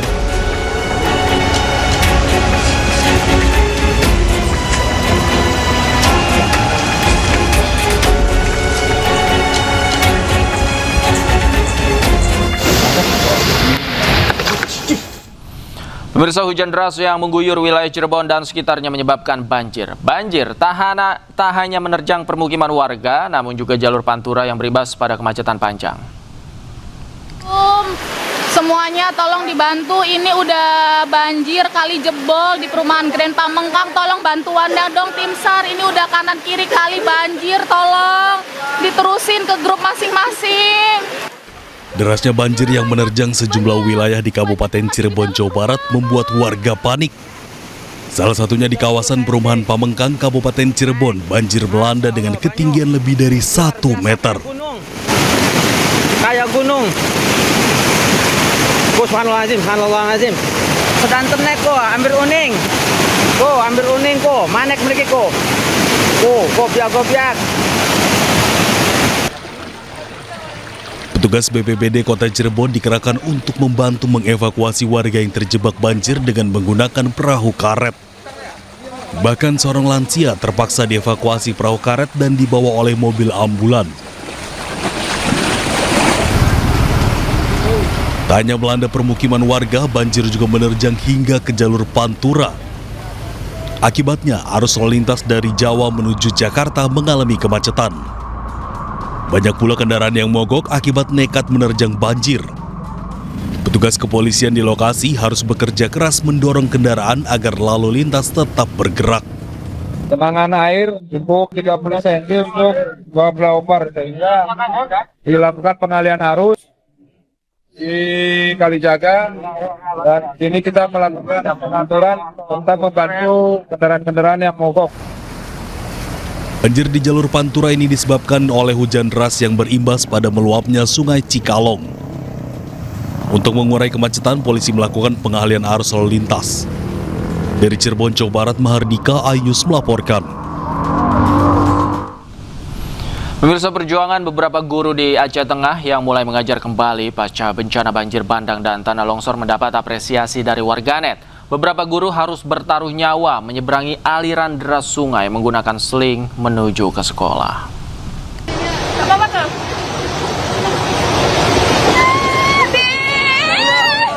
Ini kok putus kayak mana ya Allah? Beberapa guru harus bertaruh nyawa menyeberangi aliran deras sungai menggunakan seling baja menuju sekolah di Takengon, Kabupaten Aceh Tengah, Aceh. Guru-guru yang akan mengajar di Desa Bah harus mengantre setiap pagi untuk menaiki sebuah kotak yang digantung menggunakan tali baja dan menyeberangi sungai berarus deras.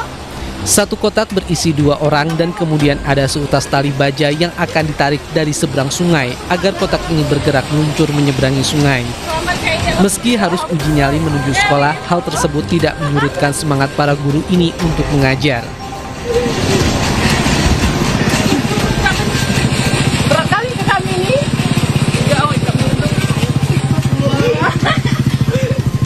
Usai menerjang bahaya, guru-guru ini merasa lega saat akhirnya mereka tiba di seberang sungai dengan selamat.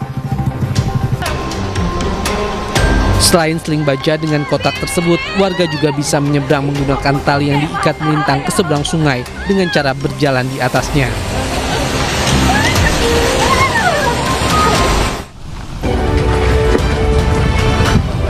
Korban tewas banjir bandang di Kabupaten Kepulauan Sitaro, Sulawesi Utara menjadi 16 orang.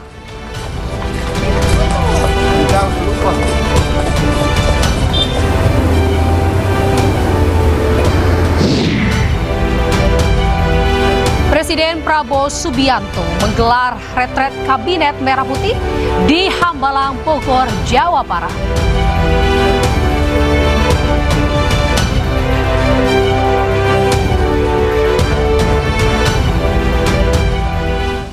Ya pemirsa, kembali di Ayu Sore bersama saya Anita Dewi. Pemirsa, rentetan tembakan terdengar hanya beberapa jam setelah pelantikan Wakil Presiden Delcy Rodriguez ini sebagai Presiden baru Venezuela menggantikan Nicolas Maduro. Menurut Kementerian Komunikasi dan juga Informasi Venezuela, tembakan berasal dari polisi yang menembak drone yang terbang tanpa izin di sekitar istana kepresidenan.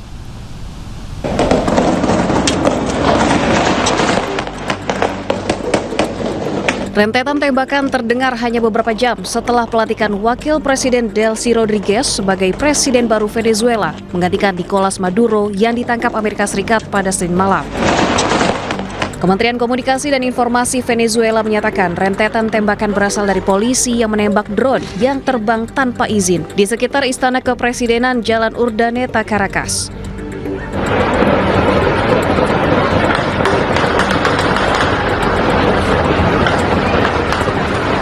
Penembakan di dekat istana ini berlangsung 2 hari usai Amerika Serikat membombardir ibu kota Caracas dan menangkap Maduro beserta istrinya.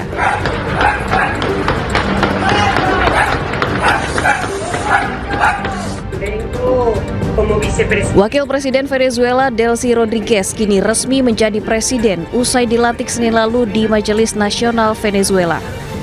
Pengucapan janji Rodriguez diawasi langsung Presiden Majelis Nasional. Di hadapan Badan Legislatif, Rodriguez menyampaikan penolakan atas serangan ke Caracas dan penculikan Maduro bersama istrinya Cilia Flores.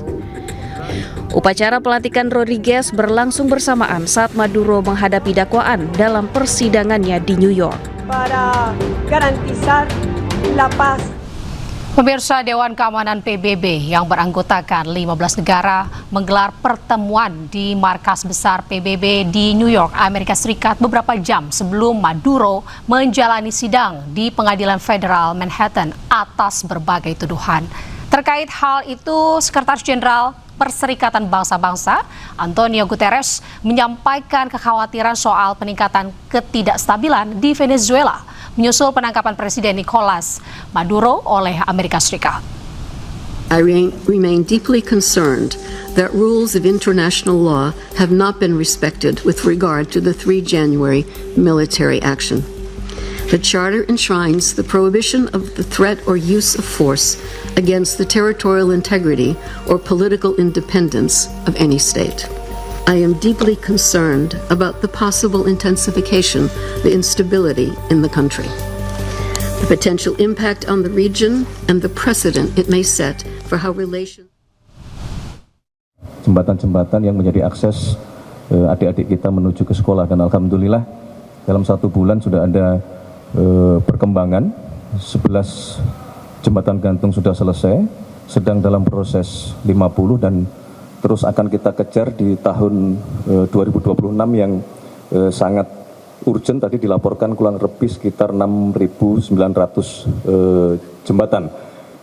Kemudian juga dilanjutkan dengan pemutaran video capaian program pemerintah, beberapa program-program prioritas, di antaranya program makan bergizi tentunya yang hari ini telah mencapai 55 juta penerima manfaat.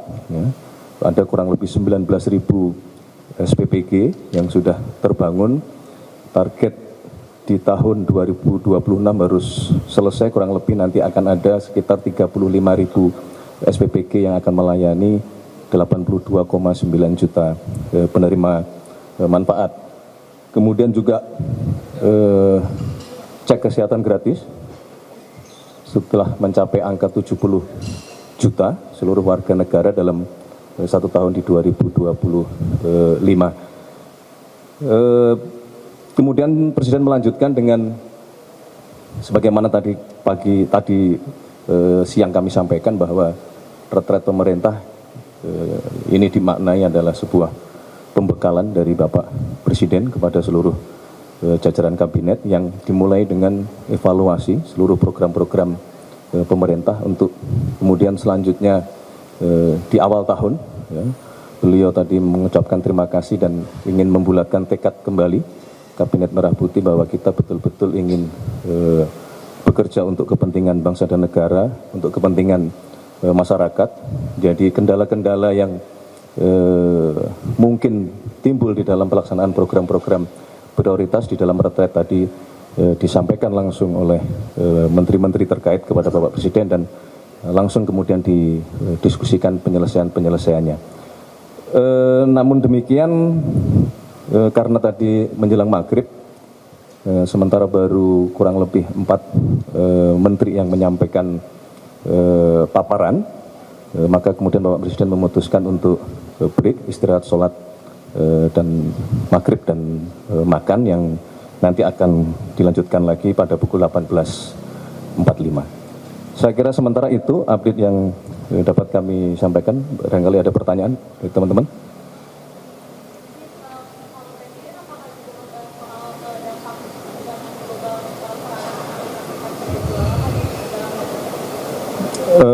Beliau hanya memberikan gambaran aja secara umum aja. Kan sudah disampaikan juga oleh Pak Menlu.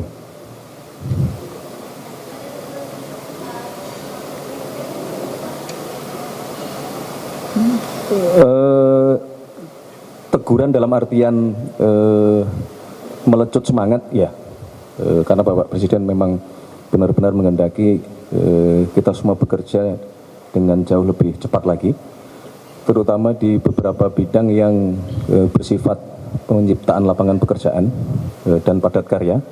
Contohnya adalah beliau minta percepatan dalam rangka pembangunan kampung-kampung nelayan dan program pembuatan kapal-kapal tangkap ikan. Jadi beliau memang ingin sesegera mungkin program-program tersebut karena bersifat selain padat karya juga itu akan meningkatkan produksi protein kita dari sektor perikanan untuk kita bisa meningkatkan asupan protein bagi seluruh rakyat kita.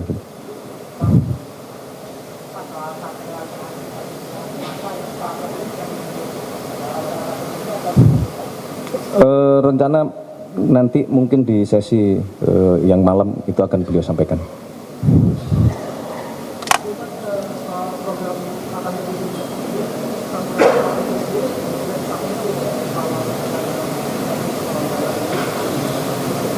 Kalau mengenai anggaran kan tidak ada masalah karena di dalam anggaran APBN kita tahun 2026 yang akan datang sudah dialokasikan kurang lebih 335 triliun untuk program makan bergizi gratis.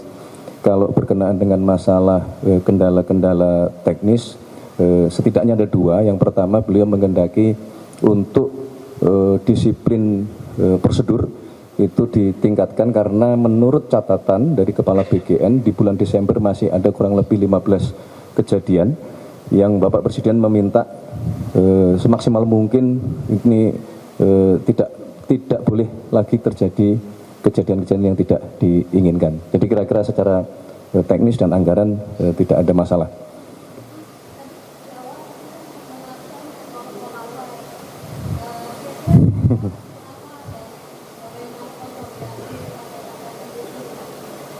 Enggak, itu kan bagian dari beliau ingin kita semua bagian dari koalisi Merah Putih yang terdiri dari gabungan partai-partai politik, baik yang memiliki kursi di parlemen maupun yang belum memiliki kursi di parlemen. Kita ingin menunjukkan bahwa kita harus menjadi koalisi yang solid karena dibutuhkanlah persatuan, dibutuhkanlah kerjasama untuk dapat mencapai seluruh program-program yang sudah dicanangkan oleh pemerintah. Hampir tidak ada karena Bapak Presiden merasa bahwa kita semua dalam 1 tahun menurut penilaian dari Bapak Presiden semua bekerja keras, tidak memandang unsur partai, semua memaknai bahwa amanah yang diberikan oleh Bapak Presiden itu adalah amanah dari seluruh rakyat Indonesia dan kita semua bekerja sama dan kerjasama itu membuktikan tidak lagi kita melihat masing-masing identitas kita tetapi lebih berorientasi kepada tujuan. Salah satu contohnya misalnya keberhasilan kita di bidang pangan itu tidak hanya dikerjakan oleh Kementerian Pertanian karena beberapa kementerian terkait semua terlibat di dalamnya, baik yang berkenaan dengan masalah regulasi, kemudian berkenaan dengan masalah BUMN karena ketersediaan pupuk, kemudian juga berkenaan dengan masalah irigasi yang dimana di situ teman-teman dari PU juga berperan sangat aktif itu, sehingga ya itulah kerjasama yang sedari awal kabinet ini Bapak Presiden melakukan retret di Magelang dengan harapan terjadi kerjasama di antara seluruh anggota kabinet Merah Putih. Ya.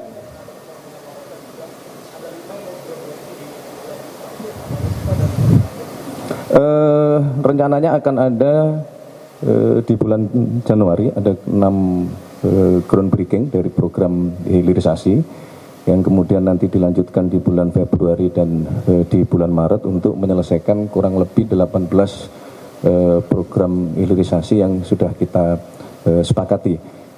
Contoh yang pertama adalah berkenaan dengan waste to energy yang akan dibangun di 34 kabupaten kota atau di 34 titik yang hari ini sampahnya sudah mencapai 1.000 ton lebih. Pemirsa, Presiden Prabowo Subianto menggelar retret Kabinet Merah Putih di Hambalang, Bogor, Jawa Barat. Retret digelar untuk mengevaluasi kinerja kabinet selama setahun dan memetakan arah kebijakan ke depan. Dalam retret yang dihadiri oleh seluruh anggota Kabinet Merah Putih ini, Presiden memberikan taklimat. Presiden juga menyampaikan program unggulan pemerintah seperti makan bergizi gratis telah berjalan dengan baik dalam 1 tahun dengan capaian 55 juta penerima manfaat. Tidak hanya itu, Presiden juga mengingatkan pentingnya swasembada pangan dan swasembada energi sebagai syarat agar Indonesia bisa mandiri di tengah situasi global yang sedang terjadi. Presiden meminta jajarannya tidak ragu dalam menjalankan program pemerintah meski banyak kekurangan. Prabowo yakin apa yang dilakukan oleh pemerintahannya telah berada di jalan yang benar. Awalnya adalah swasembada beras, karena beras adalah makanan pokok kita. Tapi yang dikatakan swasembada pangan adalah tidak hanya beras, jagung, singkong, dan yang lain-lain. Swasembada pangan artinya adalah karbohidrat dan protein. Kita harus swasembada protein. Dan juga selain swasembada pangan, dasar selanjutnya adalah swasembada energi. Kalau kita tergantung dengan bangsa lain untuk energi kita, tidak mungkin kita makmur. Tidak mungkin kita lepas dari kemiskinan.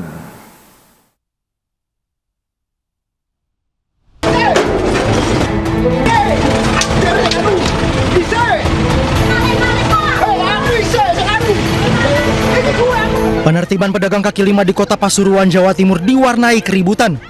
Salah satu pedagang mendorong dan mencaci maki petugas hingga menantang berkelahi karena menolak ditertibkan.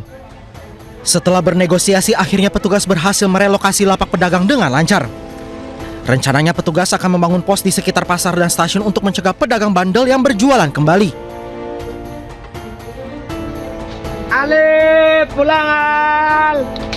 Pulang Ali! Pencarian Syafiq Ali, pendaki yang hilang di Gunung Slamet, Pemalang, Jawa Tengah, masih dilakukan. Masa pencarian diperpanjang 2 hari. Petunjuk baru ditemukan di mana salah satu tim pencarian mencium bau bangkai di sebuah titik antara pos 3 dan pos 4 Gunung Slamet. Aroma itu bisa menjadi petunjuk keberadaan Syafiq Ali yang diduga hilang di sekitar lokasi jurang dan sungai yang licin. Kita ke informasi selanjutnya, pemirsa. Aksi kekerasan terjadi di pertandingan sepak bola Liga 4 zona Jawa Timur. Seorang pemain menendang dada lawannya dengan tendangan kungfu hingga korban dilarikan ke rumah sakit.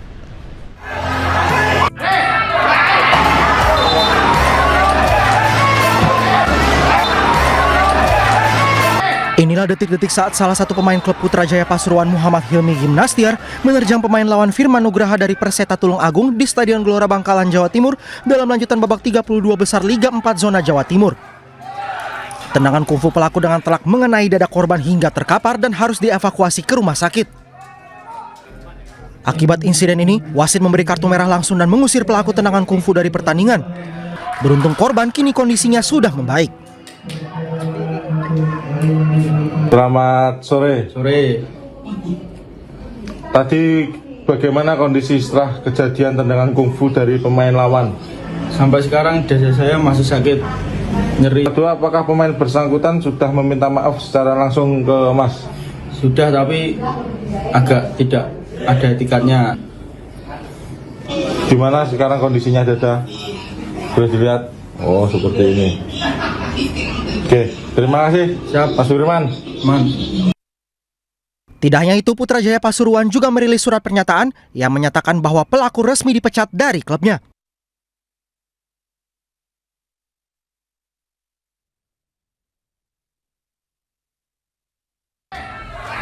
Pelaku pemain Putrajaya melakukan aksinya diduga karena emosi lantaran klubnya kalah dari Perseta Tulung Agung. Akibat perbuatannya, pelaku juga terancam sanksi pidana. Terkait aksi tendangan kungfu di Liga 4 Indonesia, PSSI melalui Komisi Disiplinnya mengimbau agar pelaku tindak kekerasan ini pindah cabang olahraga jika nalurinya mencederai lawan. Komisi PSSI juga mengimbau agar semua pihak untuk tidak ragu memberikan sanksi berat kepada pelaku kekerasan. Kami menghimbau kepada semua atlet sepak bola khususnya agar mempertimbangkan keselamatan sesama atlet. Kalau memang naluri daripada rekan-rekan pemain sepak bola ingin mencederai lawan atau ingin bertanding dalam hal yang berbeda dalam bela diri, silahkan memilih jalur olahraga yang lain, yaitu jalur olahraga bela diri. Mungkin bakat Anda akan lebih tersalurkan. Tempat Anda bukan di sepak bola.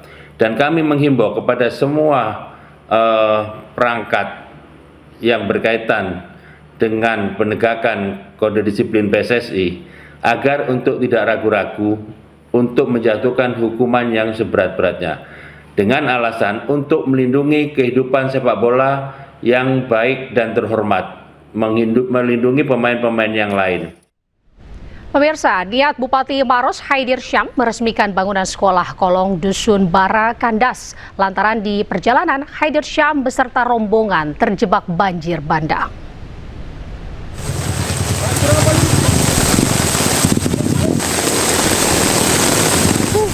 Di tengah kondisi hujan deras, rombongan Pemkab Maros terpaksa melanjutkan perjalanan dengan berjalan kaki sejauh 3 km dengan medan yang cukup terjal.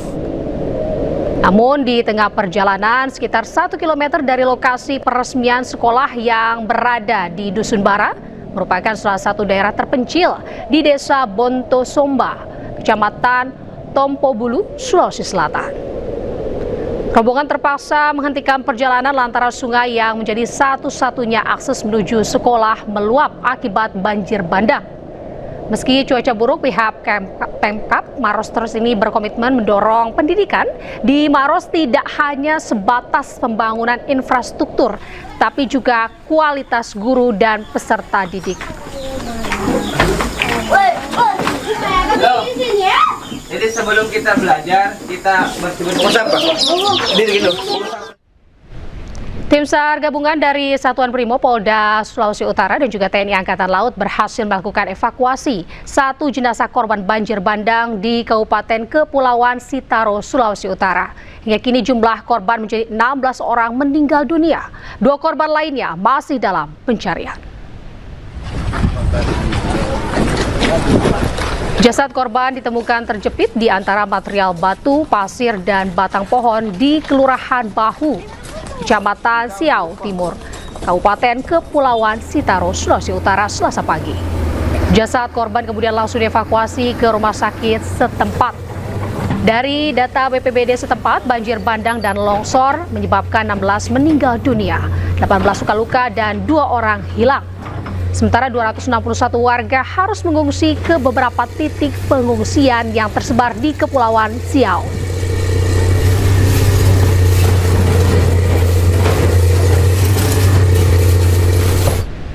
Pemirsa, Kantor Pencarian dan juga Pertolongan Manado menurunkan 16 personel berserta alat utama SAR untuk melaksanakan operasi pencarian dan pertolongan bencana banjir bandang yang melanda Kabupaten Kepulauan Siau, Tagulandang, Biaro, Sulawesi Utara.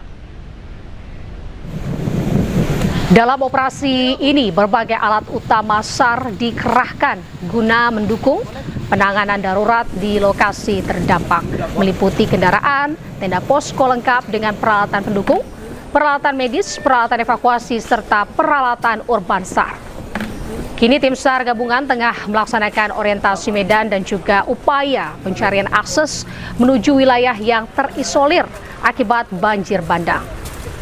Langkah ini dilakukan untuk mempercepat proses penanganan, pendataan dampak, serta evakuasi korban di wilayah terdampak.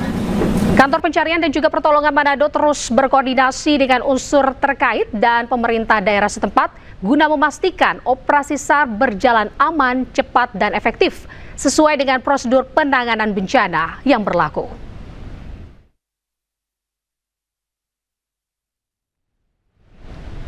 Sebelumnya, banjir bandang menerjang 3 kecamatan di Kabupaten Kepulauan Siau, Tagulandang, Biaro, atau Sitaro, Sulawesi Utara pada Senin dini hari.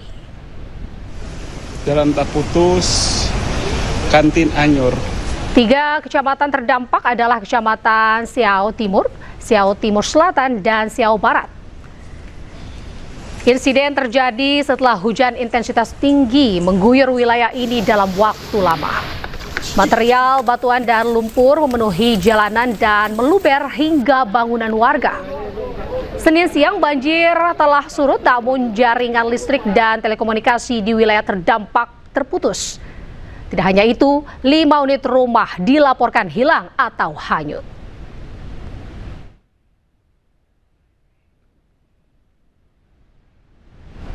Sementara itu, pemirsa, hujan deras yang mengguyur wilayah Cirebon dan sekitarnya menyebabkan banjir.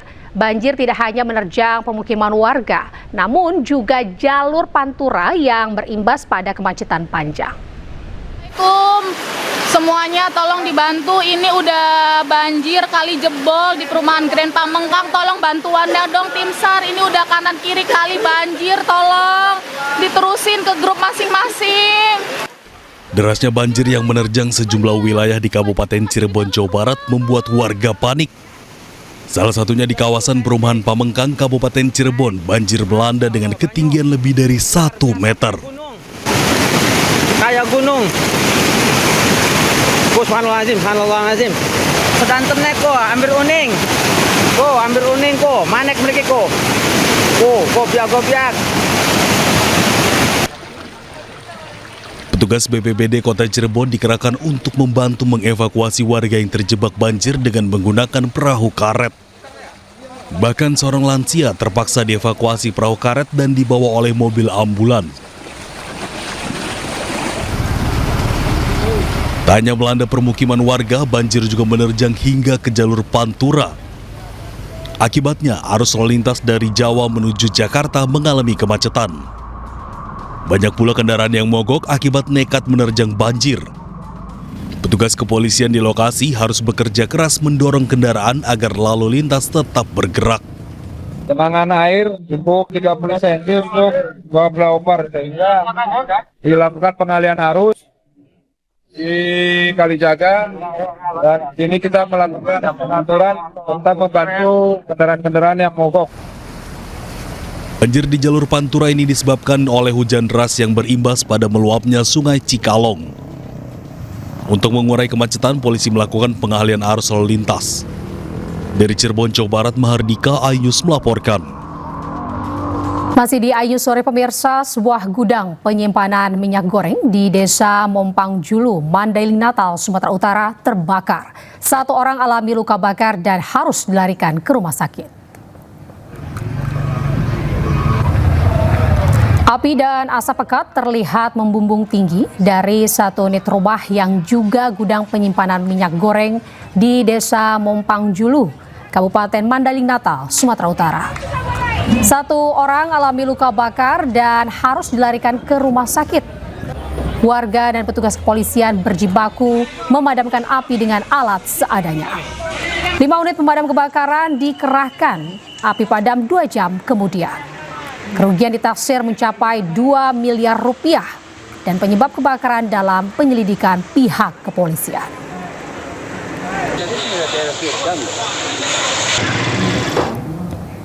Dewan Pimpinan Pusat Persatuan Alumni Gerakan Mahasiswa Nasional Indonesia atau DPP GMNI ini menggelar kegiatan Refleksi Kebangsaan 2025 dengan proyeksi tahun 2026. Kegiatan itu sebagai bentuk komitmen GMNI dalam merawat nilai-nilai kebangsaan dan juga persatuan nasional di tengah dinamika bangsa.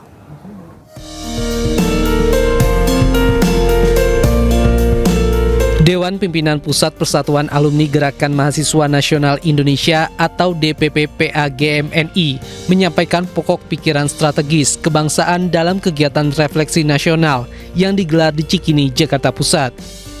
Dengan mengusung tema kuat karena bersatu, bersatu karena kuat, melalui kegiatan ini, Persatuan Alumni GMNI melakukan evaluasi terhadap kondisi kebangsaan sepanjang tahun 2025, sekaligus merumuskan proyeksi dan rekomendasi strategis menghadapi tantangan bangsa di tahun 2026. Nah, oleh karena itu DPP GMNI menempatkan sebagai organisasi mitra kritis yang solutif terhadap bangsa, yang semata-mata ini adalah untuk perbaikan bangsa. Nah, di tahun 2026 ini kita sebut sebagai tahun Vivere, sebagai tahun Vivere Vere Colosso, Ini adalah istilah yang disampaikan Bung Karno, tahun yang menyerempet-rempet bahaya. Karena menurut pandangan PA GMNI, kohesi sosial itu menurun karena pembangunan yang dilakukan selama ini setelah era reformasi dari tahun 98 sampai sekarang tidak menunjukkan gejala-gejala yang semakin positif ke arah Indonesia yang lebih baik, tetapi mengarah kekhawatiran-kekhawatiran yang perlu untuk segera diperbaiki. Melalui refleksi kebangsaan ini, DPP Persatuan Alumni GMNI berharap Indonesia mampu melakukan introspeksi, memperkuat persatuan dan kembali menjadi bangsa yang adil, makmur, dan bermartabat. Dari Jakarta, Bagus Prasetya, Novan, Dimas Winardi, iNews melaporkan. Pemirsa, warga kota pesisir di Venezuela mulai membersihkan puing-puing dari rumah mereka setelah militer Amerika Serikat melancarkan serangan. Sebuah apartemen hancur dengan dinding yang runtuh, lubang di lantai, dan barang-barang hangus akibat serangan militer Amerika Serikat 3 Januari lalu. Petugas dan warga membersihkan puing-puing yang berserakan. Dampak penyerangan tidak hanya sejumlah bangunan rusak, namun juga menyisakan trauma mendalam bagi warga sekitar. Mereka pun mengecam tindakan Amerika Serikat yang menyerang Venezuela dan menangkap Nicolas Maduro bersama istrinya, Cilia Flores.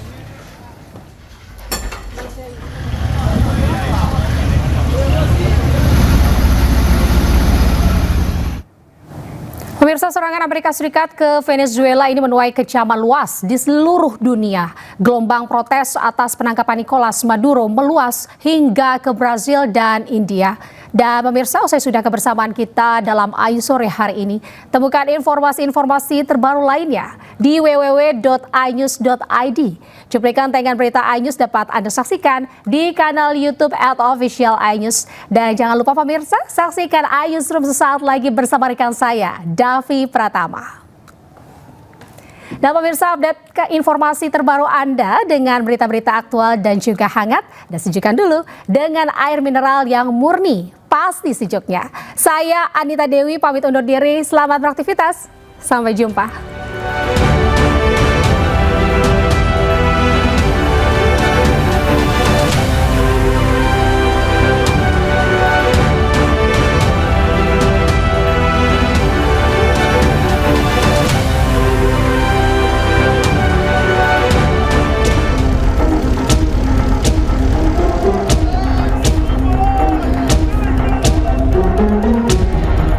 Warga New York memprotes penangkapan Nicolas Maduro di luar pengadilan federal Manhattan jelang sidang yang dijadwalkan. Para pengunjuk rasa mengibarkan bendera Venezuela dan memegang plakat bertuliskan slogan-slogan seperti bebaskan Presiden Nicolas Maduro dan Cilia Flores.